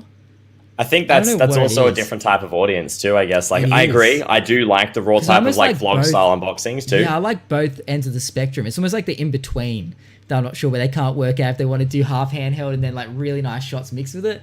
It's like, I don't know. I really like MKBHD's content. Marcus Brownlee. Dude, he makes some amazing stuff. And Unbox Therapy as well. Like they're both like for like unboxings. I don't know whether anybody's seen like recent unboxings I've done or like reviews and stuff, but I reviewed these headphones. Yeah, and so I saw that. Like the cinematic stuff that I'll try and do, or like panoramas and shots and like depth of field and all that. I've taken so much inspiration out of Marcus Brownlee's videos because I want my stuff to. He sets the standard. I mean, he's like the biggest reviewer and unboxer on YouTube ever, and he's really good. Dude, it's crazy. Marcus Brownlee has been around for like maybe 8 or so years on YouTube, like a while. And I don't know how old he is now, but he mustn't be that old because YouTube recently the algorithm started pushing out to people's recommended feeds his first ever video. And I was like, what? And he's a mere child. But it's crazy. You can still see it's him, but he's so fucking young. And I encourage anyone to watch like some of his early things because he's like just, talking about like tech that's not even very expensive. But he's like, hey guys, like this new universal remote control from such and such. And it's like really low key tech that most people probably won't care about. But you never know, whenever someone comes along, they're like, I'm interested in this. But he was just like a kid, that was trying to make content. You can still see the mannerisms here. It's such a trip. But he did this like thanks for, what was it? It was like he'd been on YouTube for like a year or something like that. Oh, yeah. And he had 70 subscribers after a year, and he had made like over 100 videos or something. It was something crazy. And he was hey guys, thanks for 70 subs. Did I say views? I probably said views. He had 70 subs, and he's like, thanks for 70 subs, guys. It's been a crazy first year. And people in the comments were like, holy fuck, dudes. Like, if you ever think that people make it overnight, look at this guy. Like, he kept going, even with only 70 subs. He still put in the effort every day. He put up like a crazy amount of vids over like a single year. And now he's got millions of subscribers, and he's like one of the biggest, if not the biggest tech reviewer on YouTube. It's crazy. Like, and it shows that you gotta keep at it. Like, shit doesn't happen overnight, nor does it happen over the first year or second year. Definitely not. He worked at that for so long, and a lot of people would have given up at that point. Like, a lot of people, one whole year of making content, like dedicated as fuck. Oh, he's 25 apparently. There you go. But he making content almost, as far as I'm aware, like consistently, not stopping, for a year. Yeah. Like a couple of videos a week, and only having 70 subs at the end of it. Most people would be like, this isn't worth it, dude. Barely any views. This shit ain't worth it. Like, I'm never going to grow. And they quit. But he fucking kept at it, and look at him now. Inspiration to other people, and he's crushing it. Interviewing Elon Musk. So it's like one of those things that I look at and I go, okay, like my first month, I got like 50 subscribers, I think, over this last first month of doing the podcast. And I was a bit like, yeah, it's pretty good, I guess. And I think back to people like Marcus Brownlee, and I think, okay, like, Matt, you're doing good, dude. Like, keep it up. You know what I mean? That's inspirational that he didn't just call it quits. And I think it's very easy for us in today's day and age to go, nah, well, it's clearly not working. Time to give up, throw in the towel. And it shows you just got to keep at it. You fucking got to keep at it. Perseverance is absolutely a big factor in it all. Oh, bro, and with any like content, it's Twitch or anything. You know what I mean? It's paramount that you just keep at it. You've done a bit of tech and whatnot. Ooh, OBS went a bit red for a minute. Hopefully not dropping too many frames. No, I think we're good now. I'm on mobile internet. I'm on that Sydney internet. Yeah, best internet around. So that's the thing. So you've moved more over to Twitch. You said something like before. You said there's a reason you moved to something like that. Are you like keen to delve in on that? I can, yeah. It's not like a massive point, so not like a long point to talk about. But the reason I switched to Twitch over YouTube is just being time poor, man. It's so hard. Yeah. Like people have asked me before, like, you had your 11,000 on YouTube. You had growth, you had subs coming in, you had the, X, Y, and Z, like what made you switch. It's so much time to sit down and do. Imagine, like, think of a gaming stream that you do. Like, you sit down and stream for, how long do your streams usually go for? Like 4 or 5 hours, give or take? Yeah, now so with the podcast, 4 or 5. I used to do maybe 6 to 8, something like that. Yeah. It's like, imagine doing that stream but not having anyone to interact with, not having anybody clip the content you're doing, not having anybody keyframe times where you've had something funny or interesting happen, and you have to then go back and recall where everything's happened and what you've done. And like, I mean, if you could probably set up ways to set reminders for yourself, like maybe like write timestamps down. But imagine having to go back and condense. I don't know. When I did, I tried to do maybe a 3-hour piece of gameplay. I don't even have to imagine. I've definitely tried it a few times, and I give up. Like, it's like, I mean, I put out a couple of videos, like I do a couple of weekly compilations, and then I'm like, nah, fuck this. I can't go through every VOD and like find the clips. You know what I mean? Like, it's too much. Yeah. It's all the time. Pretty much like, I guess for people who are listening right now, and for you too, of course, because I'm here with you, but like, you sit down and you stream for 4 to 5 hours to finish that stream and then stop and then go and edit it straight after. Yeah.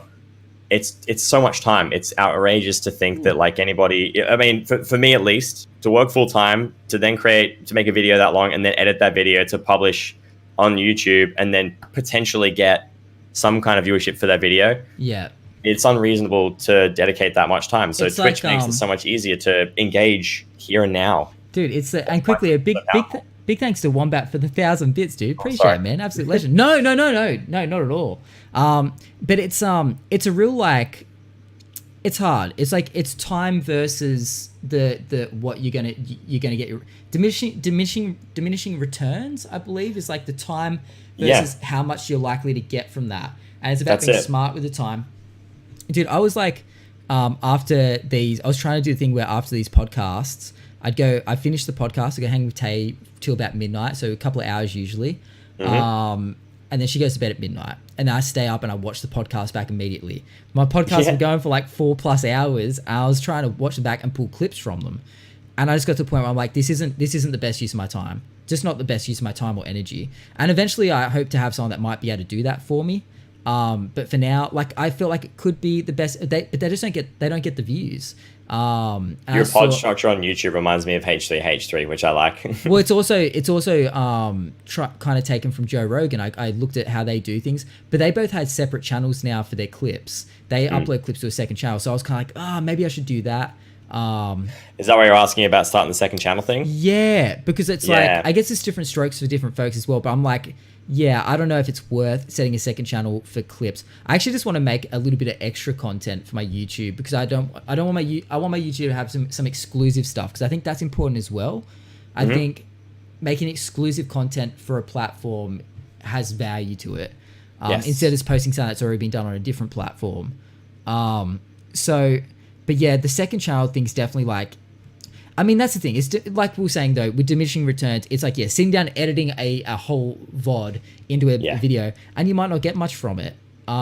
Especially when you first start. It's like, you have to stick to that format. You have to be dedicated to doing that in hopes that it will work out and people will be checking that shit like daily eventually. Yes.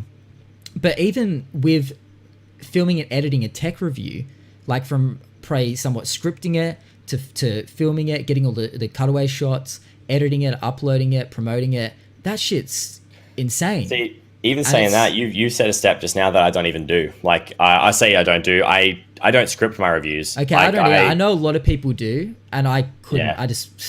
I'll write points and I'll do takes. I'll just take and be like, okay. Yeah. I've 8 or 9 years. We've both been doing this for quite a long time. I feel like we're both very articulate and can think and structure a sentence on the fly when required to.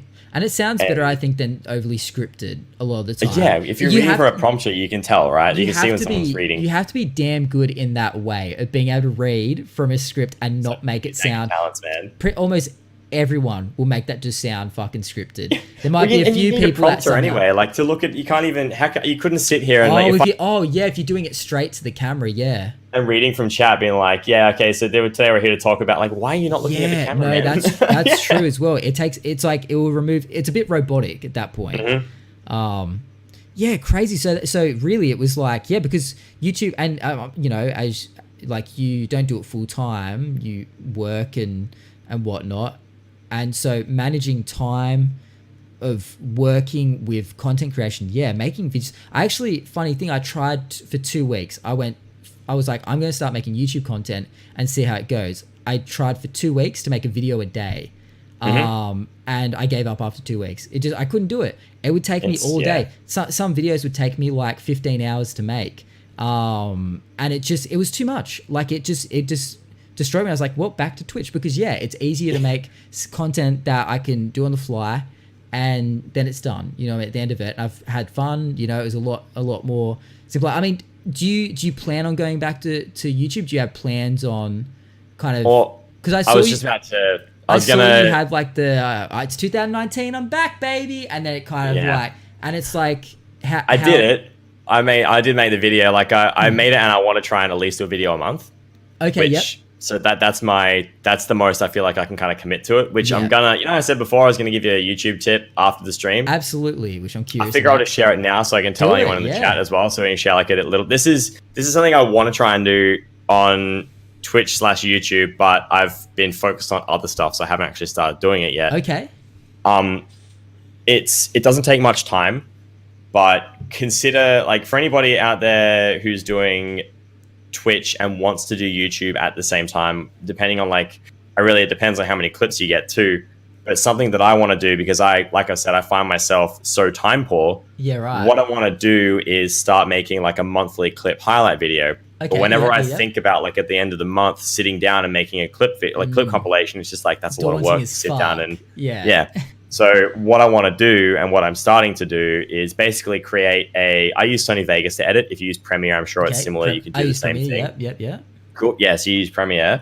The first time you do it, it's going to take a while, but I ideally would want a clip compilation to go for maybe 7 to 10 minutes. Yep. What I want to do is, starting from May, at the end, it's like 1st of May, first stream goes out. We find a single clip from that stream. I like that clip. Download the VOD, download that clip that I want, put it in the template. And we'll have our intro piece with like stream clip highlights for May 2019. So it's like you do it as you go instead of doing it at the end of the month. Yes. You spend 5 minutes being like, download the clip, put it in there, crop it to the right length, change your title, save. That's 10 minutes of work. Surely someone does that. That actually makes what was it I said earlier, and you're like, it makes sense, but you don't think about it as much until it's like that seems so obvious now. It's because then the work is done. You hit the end of the month and it's done. Like, it makes exactly. You get to the end of the month, it's just like you paste that last clip in, and you're just like, damn, that's like a 10-minute video, and I've spent, it takes a little bit of time to download your clips, but because the reason I've thought about this was I very nearly decided to turn around and pay somebody to make a video and just be like, hey, I'll pay you $50 for a video. I don't know if $50 is reasonable. If they wanted more or less, would see. But I pay you X amount of money if you're happy to make a clip compilation of like my popular clips from the month of May. Yeah. I don't think I can really afford to do that. So I tried to think, how can I do this by myself? And I think doing it progressively, like just bit by bit, it takes no time, or it takes some time, but spread it out over the month. And like that 10 minutes after a stream, usually I spend after my stream looking at analytics, seeing how like who's come along, who our new followers are, what I'm going to stream the next day, and I'll go to bed. Yeah, right. But like an extra 10 minutes to grab your clip. If you've got the template ready, you've already got your text intro sliding in, just customize the text, crop, save, done. You know what? Adding on to that, do you know what Twitch could do to really help creators? that I don't think they've done. I mean, viewers can very easily clip something for us. And what happens when we do something cool in a stream? We go, clip it. Can someone clip it? Why don't we have a button on our dashboard that we can just hit clip and it does the minute before that? It does have that, sort of. Does it? If you give somebody if you have a mod, if you give a mod the option to be an editor, there is a way to put a marker or a stream marker in. So if you go back through your VOD, you can see where they put markers down. But that still involves another person. I'm talking for people that even maybe just have started, and say you've got your Stream Deck. I don't have a Stream Deck. I'm a scrub. I know. No, that's all right. I was going to say, if you had a Stream Deck, there's a button for stream markers if you get that in the future. Oh, there is. You can literally, if I was streaming and I see it, if some stupid meme comes up, I can just hit stream marker and I can go back and look at where I saved that. So that's also handy. Where does it save the marker to? Like, is it on Twitch, or like where do you see the marker? Like what application? When you look at the like the full VOD, I think you see it in there. Really? Or if you go to like the highlights page as well, you'll see highlights and it will have little notches where your last clips, whether you've like marked. So that's fucking like, that is like what people need, because then they hit a nutty shot or something in a game, or something funny or something crazy happens.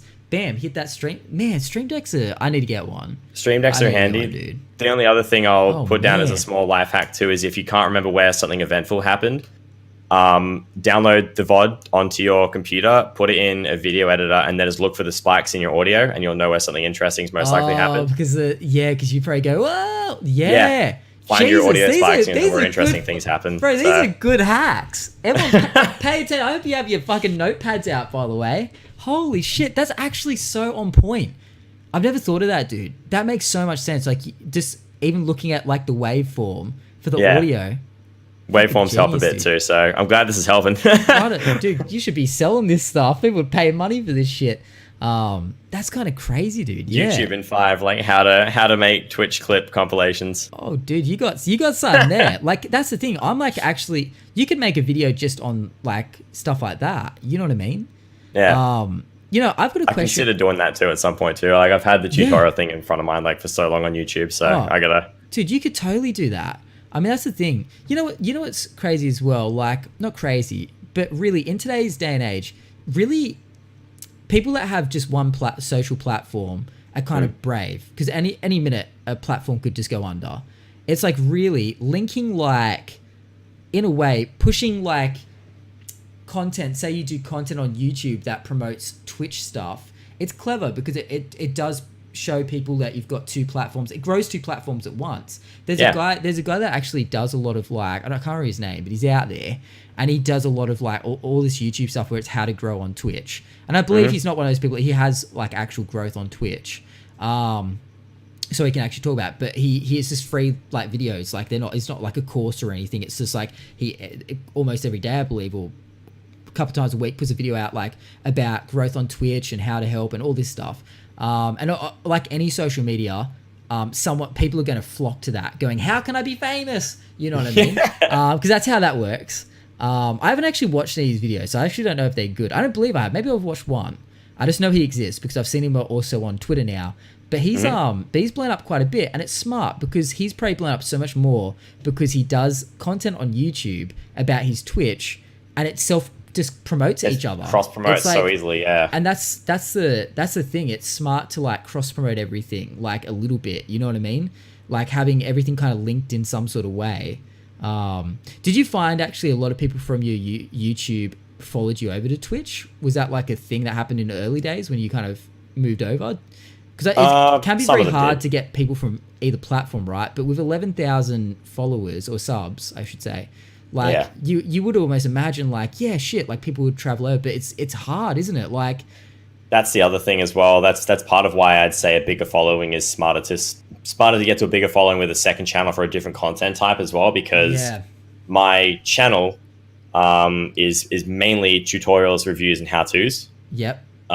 Whereas I tried to make a sort of like transition to gaming. Gaming, yeah, true. But not many. If I made a second channel where it's just like HolmesInFive reviews or HolmesInFive gaming, it wouldn't have anywhere near the growth or reach because not many people were there for that. Yeah, I started on Twitch and not many people jumped over. I feel like it's sort of like the whole like, I guess not that I want to. This is not a perspective that I have, but I'm trying to think of a good analogy to use. But I guess sort of like sheep in a way, the kind of thing where it's like if you've got 10,000 people and only 500 of them move over, like, you know, less people are inclined to follow a group of 500 people. But if you've got 100,000 people and 10,000 people move, more people are gonna be like, man, 10,000 people are already over there. There's obviously something good there. I should really go over there. It's the human mindset that the more numbers you have, the quicker someone will hit that follow button just on a whim, because they're like, the party must be here. But if you only got like 2 followers when you're starting, people will be like, I'm really going to make sure I watch this guy for a bit. But it's a mindset. You kind of go, he's only got 2 followers, you know, fuck it. But straight away, someone, you know, and God forbid that person that with a whole bunch of, you know, following gives you even a slither of attention or even glances your way. You're like, I'll follow him because he knows me. Like, it's so much. It's like the rich get richer not only in money, but also in clout. But that's the thing, dude. Even Casey Neistat, I don't know if you're a Casey Neistat fan at all. I know some people. I do know Casey Neistat. I don't know him personally, but I know of him. Oh, you don't fuck with his content? Oh, well, you're missing out. No. Look, he doesn't make that much anymore. It's a shame, dude. I love Casey Neistat. I know a lot of people are on the fence about him. He wasn't super stoked on the whole YouTube changes going on as well. Like, I think he made a video on YouTube and he was talking to like one of the head honchos of YouTube. Yeah. I think he always goes a little bit light though on his interviews. Like, he doesn't grill people though. Like, he's probably a little bit too nice. Like, he'll say what he's thinking off like when they're not there, but then as soon as he has someone, like he did also an interview with Logan Paul, and people are like, bro, you could have grilled him a lot harder. Like, you know what I mean? But he talked about, I think, in one of his videos where it's like people were talking about growth, because I think it was when he got to his 10 millionth sub, and he said, like, you know, the first 100 subs was the hardest part. Then the first 1,000 subs was a little bit easier, but that was harder than getting to 100,000 subs. And it was also quicker. And he said, and then getting to my first 1,000,000 subs was a lot quicker, because it's like growth just builds upon growth. You know what I mean? It's like I think you said the rich getting richer kind of thing. Yeah, it's a snowball effect. Yeah. It's like all those people branch out to their networks. The more people you have, it just branches out. More people hear about. And that's the thing with Laserbeam. I was going to say, he just hit 10 million subs himself. And the crazy thing was, after like 15 minutes of hitting like 10 million, he had 1,500 or something subs. Like, you got 1,500 in like 15 minutes, because at that point you just, you know. And I'm thinking, YouTube's algorithms just like, come with me if you want to live, and just drags your channel through the recommended. It's so he's good. got so much going on now. Yeah, exactly. So it's like, if you can make it on YouTube and keep consistent, that shit will just pay off more and more. But when you're a small creator, goddamn, good luck to you. Like, it's going to take, but that's the thing. You need to, it's like, it weeds out the people that, when they first start, that get to their 70 subscribers and they don't Marcus Brownlee it. They just go, fuck it. Don't MKB it. Yeah, I like that. They just go, fuck it. Like, it's not working them out. But the people that stick around and just keep pushing on, and hey, it might not pay off, and that's a scary thing, but it may pay off. And I think dedication does pay off in some way. Whether might not be the next 10 million club person, you know what I mean? But but it still pay off in some way. Like, even on Twitch, dedication will pay off. Like, consistency pays off. And that's the thing you have to remember, I guess. Like, you have to keep at it. One of the last things I want to actually ask you about, because I won't hold you for much longer, because we've probably gone close to about 3 hours. I'm trying to keep them about 3, because Yeah, that's what good about. Dude, I was running them like, I think the one where I did with Princess Ash went for almost 7 hours. And I'm like, that's not even a podcast at that point, dude. That's just I don't know what. That's a day. That's a day. That's a shift. That's a shift. Exactly. And there was no breaks in that. I think, like, I don't even know if there was a pee break in that. That's so weird. That was a big one. And it was after that I was like, I love that. That was so much fun. But I should probably rein that in, because no one's going to watch a 7-hour podcast or listen to it. It's a long time. So I thought I'd better limit it. But I was in your stream recently. I came in and there was like a somber tone. I don't know if you remember, like, you were talking about, you talked about at the start of the stream, and you talked about then again later, you were like, let's just do some just chatting. And I didn't know what you were overly talking about, and you kind of delved back into it. And you're kind of not sure about, I guess, your place on Twitch, I believe, like, and the future of you being on Twitch. I don't know if that was just like a one day kind of thing. I mean, or if that's something that you still kind of have a mindset on a little bit, like what was the vibe, and is it still like a thing that you feel now? You know what I mean? Like what was the thought with that? What like that got you to that point where you're feeling a bit unsure? You know, like was it kind of more? I guess what I'm trying to say was it more so that you've just been on the platform for a certain amount of time? You kind of go, well, I'm not where I expected to be at this point, and were you thinking about, well, maybe it's not worth it, or like? 8 years is a long time. Yeah, I mean, granted, Twitch is a different platform, so it's a switch and the growing there. So yeah, I think I'd like to think that doing YouTube and Twitch is much easier to kind of like kick off with, because we had a fair few people come over to the new platform and stuff. But YouTube, I would like to put myself in the same boat with like MKB in it. Like I did not grow that much in the start, but I persisted and kept going. Yeah. But I don't know. Some days you kind of sit down, like you may have like your crazy days, big viewership. You may have like a lot of people coming by, and like of course people aren't numbers. Having people come along and enjoy your stream totally get it. Yeah, that's why we do what we do, because we want to entertain people. We want to bring a community together. But you also want to feel like you're progressing, which I know all too well. Like it's so hard when you feel like, I mean, I've been stagnant in a way, and it's not negative towards anyone else. Like I feel like I've been in the same spot for the last 3 years. Like I feel like I feel like there was times in my first year where I was pulling more viewers playing Alien Isolation than I pull right now. Yeah. And you kind of it's a treadmill effect. You're just running in the same spot, and like the faster you run, like it just feels like you're still going. And the further you get in the journey, you feel like you should have more. It's hard not to feel like at that point, it's like, yeah, but I would understand if it was in my first year, but I'm in my third year. Now onto my fourth year, essentially. I'm like well on my way into my fourth year. And it's like, well, I feel like now I should have a certain kind of growth or something. I mean, for me though, I've kind of gone, well, I'm going to keep switching it up until it works. I'm going to keep trying different content until I find something that works. And maybe that's not good. Maybe I should stick with a particular type of content, but I wasn't happy with what I was making. I felt like I was bored of what I was making constantly. I feel like I kept kind of getting to a point where I'm like, this is not stimulating me. Or it just was, I just would do it for a couple of weeks and go, nah, I'm not enjoying this. Yeah. So I feel like I've landed on something now I'm happy with, and I'm kind of trying this. Well, I don't even feel I'm trying it. I feel like I'm well in it now. Yeah, you're killing it, dude. It's awesome. Like I feel stoked on it. Yeah, I feel like I'm happy where I've landed. But what's kind of like the thing? Like, are you like, what's the vision? Like, what do you got planned, I guess, for your future on Twitch? Like, do you see yourself continuing what you're doing, or do you? Because I know you were talking about doing music content as well. You want to get back into doing like music stuff, because I know you're quite musical. You're doing Twitch sings, and I'm like, damn, I wish I could sing that good. I know you don't think you sing that well, but you got like a good punk voice, dude. Got that, thanks, like, man. yeah, bro, I wish I could sing at all. I sound terrible, dude. Yeah, like I don't know. I want to do stuff. I heard you and Tava as well on your pod talk about. Oh no, so it wasn't your Tava. It was the start of today. You were talking about like sad boy tunes, I think. Oh yeah. I do like a bit of the sad boy tunes. Yeah, I've been vibing a lot of that lately and listening to that kind of music too. So every time I go on your stream, there's like, you know, little people or something playing, and I'm like, oh, yeah, a bit of jam.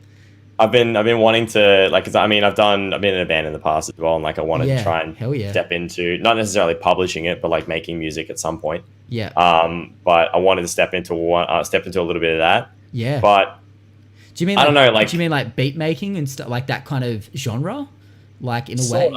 If I could name like artists at least that I want to kind of make music similar to, there's a band called Trophy Eyes. The singer has his own side project called Little Brother. Little Brother, yeah, that's why. I remember you were talking about that. Yeah, I was a big fan of Trophy Eyes. Their first album, the one with the sun on the cover. What was that one? The one where he was way more gravelly. That first one he brought out. Yeah. I can't remember the name of the album, but I know what you're talking. Yeah, I listened to that so fucking much, dude, at work. I was like all about that. And then they brought out that other stuff, but he's got, like, I had no idea. That dude has like some crazy clean vocals on him. He's got, see, that's what I like so much. Considering the first album, he was just like everything just building out. And he's got some variety. What's his name? What's his fucking name? I'm trying to think. I thought about this. It's Jordan. Nah, it's not Jordan. It's like we both know it. That's the thing. Yeah, you're gonna Google it now, aren't you? I'm totally Googling it because it'll drive me crazy. Trophy Eyes. What's his fucking name? John Floriani. That's the one. Yeah, like I don't know, like his music is a bit of an inspiration because it's like he has like good vocals, like good clean vocals, and he plays like, because I can play. The thing I like, and the thing that's made me kind of like more inspired to make more music, is that I can sing sing the songs that he makes, and I can sing them right, but I can also play the guitar at the same time, and that's really hard to do for some songs. Yeah, and that's what I want to be able to do. Well, what's stopping you then? What's the time? Time. Fuck you. Time is hard, man. Like if I because I want to stream 5 days a week.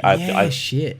And I wanted to cut back some of my streams, but I don't know. Like it's all in my head, man. It's just a balance of time and a positive mentality, or just like a keep going mentality. And like there's so many times where I've sat down and gone to stream, and I've just been like, man, I don't know if I'm cut out for doing this anymore. And like some days it'd be like, this is sick. Other days it'd be like, I don't know if I can do it. And it's just shit. It's a very, very up and down sort of space. But I think there's the people that are in the stream. I don't think the viewers that come along to your stream every single time they watch, like whether they're a regular that chats all the time, whether it's someone who lurks, or whether it's someone that just comes in and says like, hey, I really like this stream, I really like your channel, I'm so glad I found you, I'll be back later. Like somebody that comes along and shows appreciation for your content, whether it's any of those things I've just said, can just completely change your outlook on like the stuff that you're making. Like 100%.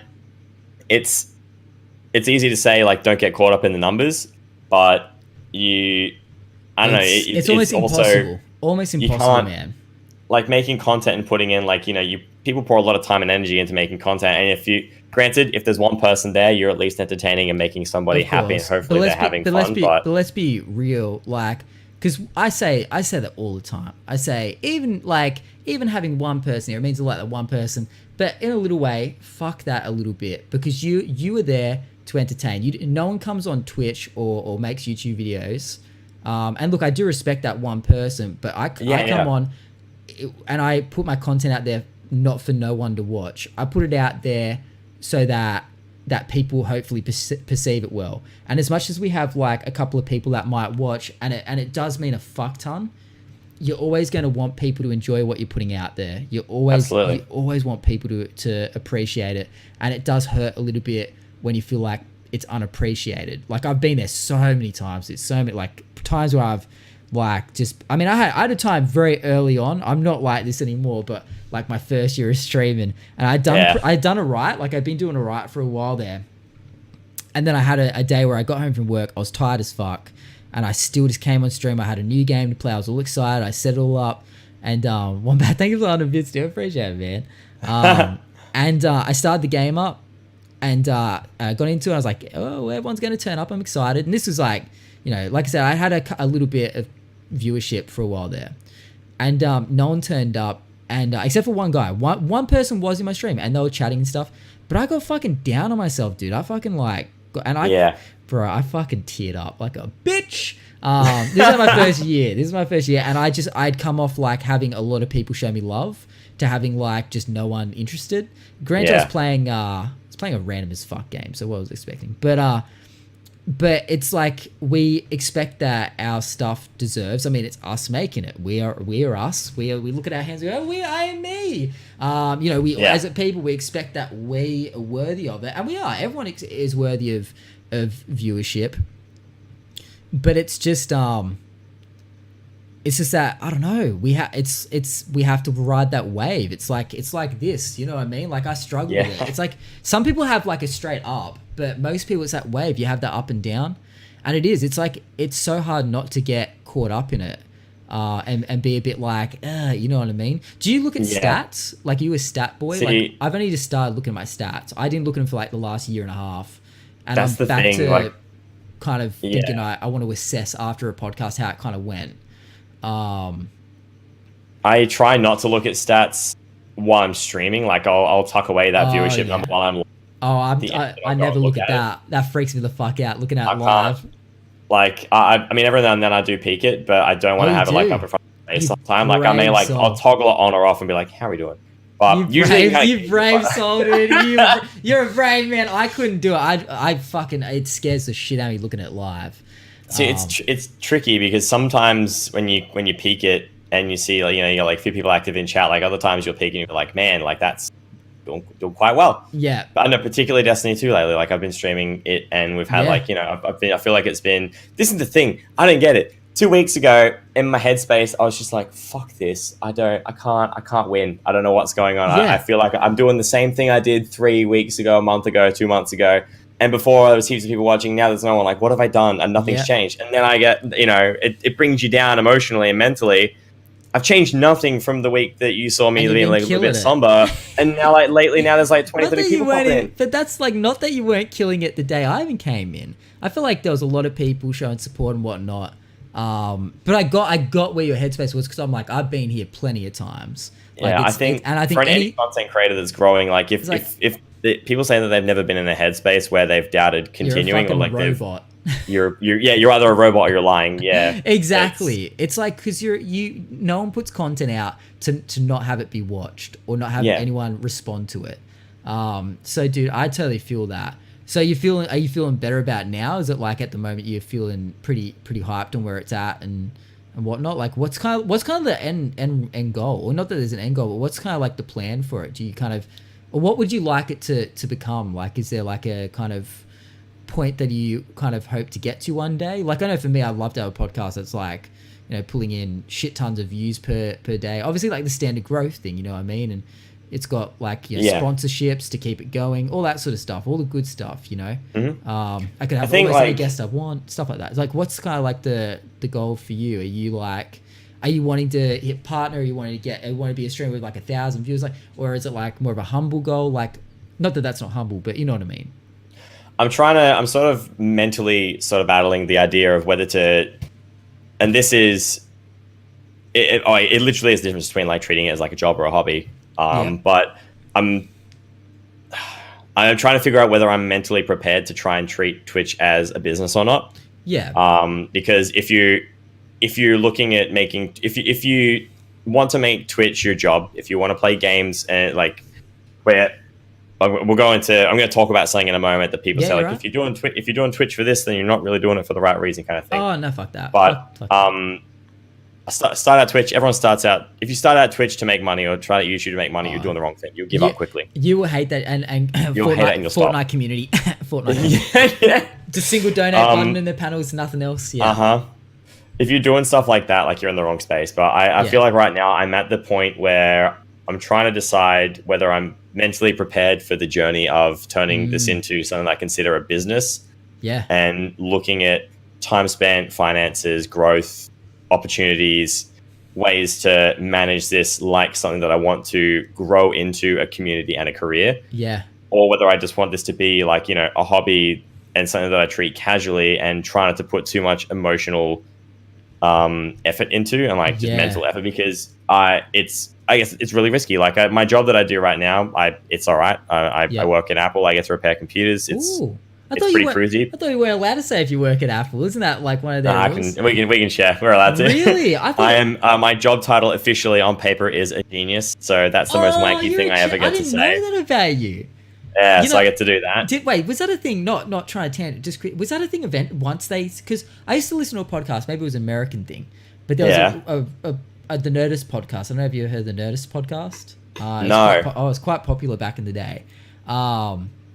And one of the guys on that worked, like back when they started, it was like humble beginnings, but he worked at Apple. But they said, how's your job at the fruit stand? They'd never say Apple. They say, how's the job at the fruit stand? I do say that when people ask me, like usually I'm saying it here, but like people will ask, like, what do you do for a job? I was like, I work at the fruit shop. That's usually it. Okay, I'm saying it now, but like just because they said it back then. They're like, oh, because we can't legally. But the day that he quit, he's like, I used to work at Apple, and everyone already fucking knew. But he was like, that's where he went. They're like, oh, he finally said where he works. Like, you know what I mean? Because it was apparently. So I'm not. No, we can shout out. It's probably changed a bit since then. Yeah, I just thought it was like that was the go. So there you go. All right, good. Okay, so you work at Apple now.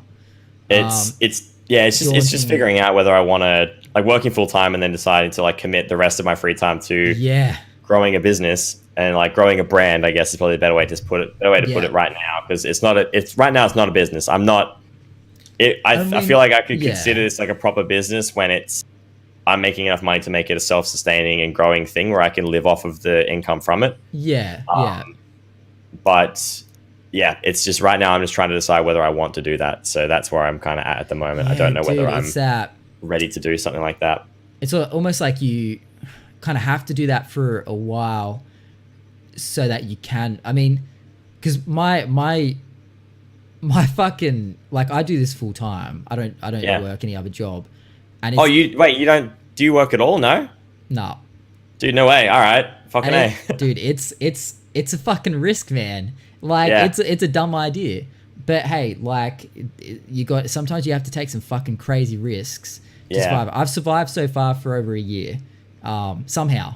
Don't ask me how. Survived. Dude, the amount of times I've considered moving home just to be like, I'd have to pay rent. Like, I'll move home, tell my dad, like, let's move somewhere with NBN, and I'll stream and make money to, like, pay you rent, and I'll do that full time. But it's the hustle, dude. Nothing wrong with that. I mean, honestly, like, you get one fucking life, and, like, life is long, but life is also short, and you have, like, windows and shit. And I'm like, it's the longest thing you'll ever do. That's fucking true, actually. That's a good point. But but it's like, I got to the point where I was like, dude, I'm like 30, where I probably should be sorting my shit out, but instead I'm going to actually quit my job and now be a fuckhead. But it's like, I just thought, if I want this that bad, there's people out there that are putting a lot of effort in this. The people that succeed are the ones that put in the most effort. Not always, but like, if I want to keep up, I have to just, I don't know. It's like one of those things. I just got to the point where I'm like, I've saved a tiny bit of money. I'm going to make it work. And I just, that was it. I actually kind of, I kind of weaned myself though off it. I did landscape maintenance full time. I quit that, but I was also doing photography on the weekends. And at the start of this year, I cut down the photography. So I still do the photography here and there if the waifu who runs a business needs me to. Other than that, this is like 100% full time. Yeah, hell yeah. But I wouldn't recommend it to almost anyone. It's stressful as fuck. And you have to look for like, I've been doing it full time for now a year and a bit, essentially, with a little bit of photography to keep me going. But for that whole last year and a bit, I just did not know what I wanted to do with Twitch. When I left my job, I was like, yeah, I know. Like, I know exactly how I want to run my content. But then I figured out it just wasn't unique enough. I was doing the same shit. And then I was kind of like, well, I need to figure out what I'm going to be doing different. And the last year and a bit has been soul searching as fuck, dude. Like, I've just been the whole time trying to figure out what I want to do. And it's been a mental battle. Like, I've had moments where I felt like my head was going to explode. Like, do I want to do this? Do I want to do this? How am I, like, should I start doing this? And like, I feel like my head's going to explode with just, I don't know where to take this. I was like, probably one of the most stressed kind of things of just like, I don't know what to do with it. And it's only now after like a year and a bit that I've decided on what I really, really want to do, that finally, which I want to do already, but I finally just made it happen. But that's it always taking time to just focus on Twitch allowed me to figure it out. And I don't know if I'd been still doing a job or whatnot, if I would have gone, you need to hustle, mate. You need to figure this shit out. Because your life depends on it, dude. You need to fucking sort your shit out. So every day I'm like figuring it out. I'm trying to work it out. I always wonder if where I'd be right now. I mean, I might be in exactly the same place, but I wouldn't be able to do this podcast daily if I had a full-time job. It just wouldn't work. So I've given myself immediately, for taking that risk, I've given myself the edge over anyone that wants to start a podcast now, because there's no way they could do what I'm doing right now if they had a full-time job. Not with the amount of work it takes I've seen. So it's like, you have to take risks. Like, if you want to succeed in it, I mean, maybe not, but life is just full of risks and choices and whatnot.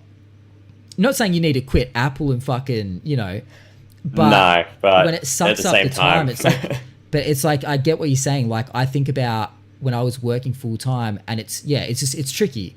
Like, it's just tricky. So I don't know, like, do you have strategies in place, or is it just at the moment riding the wave and just seeing where it ends up? It's really just as much of my free time as I have, I guess. Like, I try and dedicate that to stream stuff if I can. Although I do try, I guess at the moment I too, and like, if I get free time, I want to relax too. Yeah, well, that's working. Exactly. You work an 8-hour day at work. I got to work. I work like today. I work 9:30 till 5:30. I came home. I don't know how you fucking do it. I had the time to I made dinner and pretty much sat down and got on the stream with you straight away. And like, I mean, not to say I don't want to be here. Of course I want to be here. Absolutely. Like, tonight's been an absolute blast. Yeah, thank you so much. doing it on my own stream and sitting down. Like I work an 8-hour day, go home, eat dinner, relax for a little bit, and then just jump on for a 5-hour stream. And like if you count that as a business or a work thing, it's a 13-hour day that I spend doing Apple work and this work. And it almost just gets to a point where it's I don't know. It's more than like we're supposed to sleep. I looked this up the other day and I just double checked. You're supposed to sleep 8 hours a day apparently. Oh boy, I've been breaking that rule for like 3 or 4 years now, dude. I get like 4 or 5 hours of sleep a night. I'm at the point where I'm like, I've got to cut down my sleep because I sleep 8 hours. I go to bed like in the morning and I wake up in the afternoon and start the podcast because I feel like I work better at night. But dude, you're left with 16 hours of the day. 16 hours to do everything, to feed yourself, to get ready for work, to go to work, to come home, get ready for if you want to stream, relax, get things done around the house. It's not enough time. And I can say you could do it. You could physically do it if you cut back your sleep. Absolutely, but it's still just you don't get a lot of hours when you break it down in a day. No. And it's and it is hard. And more power to everyone that is still doing the 9 to 5 with the stream, because man, I remember doing it and I was weak. I was fucking weak, dude. I couldn't do it. I had too many days where I would be driving home from work. I'd just be like, I do not want to stream. And it was ruining it for me. It just ruined it for me. I didn't want to do it. And I thought, I've got to get out of this. I've got to be able to do this full time and keep my attitude up and whatnot. But yeah, dude, I don't know. I'm keen to see where it takes you, because I know you've got big things ahead of you, like 100%. And I hope you keep it up. I hope you find, and I want to see some music shit out of you. Like, I hope so. Yeah, we'll find time for that too. Dude, whether we cut out a stream or just use my days off to do music, but I want to do it. I honestly hope that you find a way to just find more time for yourself, to do these things, because I think that's what everyone needs on Twitch, just that little bit more time. You know what I mean? But I look forward to seeing what comes out of you, man. I look forward to seeing what kind of content you got lined up down the track. And hopefully keep out. And I hope there's some more fucking YouTube content. I know I'm putting a lot of pressure on you. Well, you've heard my strat now for the clips and stuff. Exactly. So. I want to see some YouTube content. I'll hold you accountable. But dude, I'm very excited to see where it goes. Sorry, I rambled a lot at the end there about. No, dude, don't even I'm keen to see where you go too. I feel like we've been on the platform both around about the same time as well. So I feel like we're in similar spots in our journey. We're very similar, like in follow count. I believe view count even, and just time that we've been on the platform. I feel like we're like, you're probably the most similar story to me in ways of just when we started and all that. So I think it's just cool to flesh it out in a way, you know what I mean? Of just the similarities of the growth story, you know what I mean? And I think there's nice to know that we're not alone, or each other is not alone in how their experience has gone. Absolutely, dude. That's the thing. It's so easy to see everyone whizzing past, you know what I mean? And going, why am I failing? But it's not the case, because it's like the wave. And some people, it takes a lot longer than others. Some people's situation's different. Kylie Jenner might be just throwing money at everything. So who fucking knows these days? Throw money at me, please. Oh, bro, I wish. Give me some sweet cheddar, baby. Bro, it's been an absolute pleasure having you on, man. I'm sorry I kept you for a little bit longer than I was. A blast being on, seriously. Bro. If I could do this again, I would definitely would. But you've got lined up, my dude. I'm sure I'll ask you and down the track, man. I feel like there's actually so much more I could have asked you. No, actually, I'll keep you another couple of hours. We'll just get to it now. All right. So, anyways, I'm just kidding. All of a sudden, his face is like, oh shit. Actually. So about how much sleep we get per night? Yeah. Wait. So you only need 4, right? Perfect. So we just add this up. Good stuff. All right. You should be good for tomorrow. No, dude. Seriously, thank you so much for coming on and giving me so much insight into where you're at with Twitch and YouTube and everything. It's been great to hear. We've had a bit of fun. If anyone can get back to us about the boner wrist thing, that'd be great, because I want to know if it's a placebo. I want to know if it does work. And, Hashtag RVAs. And maybe on the next one, if I can get you on again down the track, we can get people to tell us their findings. We'll do a live demonstration. Man, we'll have to move over to Chatterbait for that one. We're going to move the stream over to Chatterbait, the podcast over to Chatterbait. So if anyone can just follow us over for the sweet content to within. But dude, have a great night, man. Hopefully I didn't keep you up too long. What time do you usually go to bed? What's the bedtime? I will be up until like 1:32 because I got the day off tomorrow. So. Oh, perfect. All right, so I don't feel so bad. For a minute, I was like, it's like after 11. So dude, I usually finish streams at 12 a.m. anyway, so we're all Gucci. True. Okay, good stuff. All right, I'm glad you didn't fuck up your schedule. No. Dude, absolutely. Have a great one. I look forward. I didn't let you plug yourself. That's how rude. Huh? I didn't let you plug yourself. Oh yeah, not sexual. Where people can find you. I know it sounds very sexual. Plug yourself. Where can people find you? Yeah, shit. I was trying to rush out the door so you can get some sleep, but yeah. We literally have everything. We got Facebook, Twitter, Instagram, YouTube, Twitch is all at HolmesInFive. If you search that on all those platforms, it's all nice and clean. No one else has used that name. 19 episodes deep, I believe you're the first person to have the same name across the board of all social media. Legit? Yeah, I think you're the first person that hasn't had to say, like, it's something before the name, you know what I mean? Like, and change their name up a little bit for different platforms. You have it nailed across all the platforms. I've got that domain. I got the domain too. We got HolmesInFive.com. Holy shit. You get a web set up first, so that's a work in progress. Oh, yeah, get that happening, man. Well, thank you so much, brother. And everyone make sure you please go follow HolmesInFive on all his stuff, on all the things. This one's an easy one. You know where to find him on everything. It's the same name. Don't give me excuses. It's all the same. And hopefully a few people come over and check out your stuff because you definitely deserve it, man. But it's been a pleasure. Thank you so much. Also, thank you for the cameo, Ruby. Appreciate it. I'm going to say this was a Ruby and HolmesInFive episode just because we could hear her in the background for a little bit of that one. So I'll let her know that the stream heard her, and she'll probably freak out and be like, "I'm so sorry." No, it really wasn't. It wasn't that bad. It wasn't that bad. It wasn't bad at all. What am I saying? No, not even. Dude, thank you so much, and I'll leave you at that. And I'll probably hit you up down the track to come on again if you'd ever be. 100%. Awesome, man. That's our HolmesInFive one. Take care, brother. Catch you in your stream, hopefully at some point. Thank you so, Manny. I'll speak to you soon. Yeah. All good, man. Take care, brother. Bye. Cheers. Bye. Bye. Goodbye. Bye-bye. See you, dude.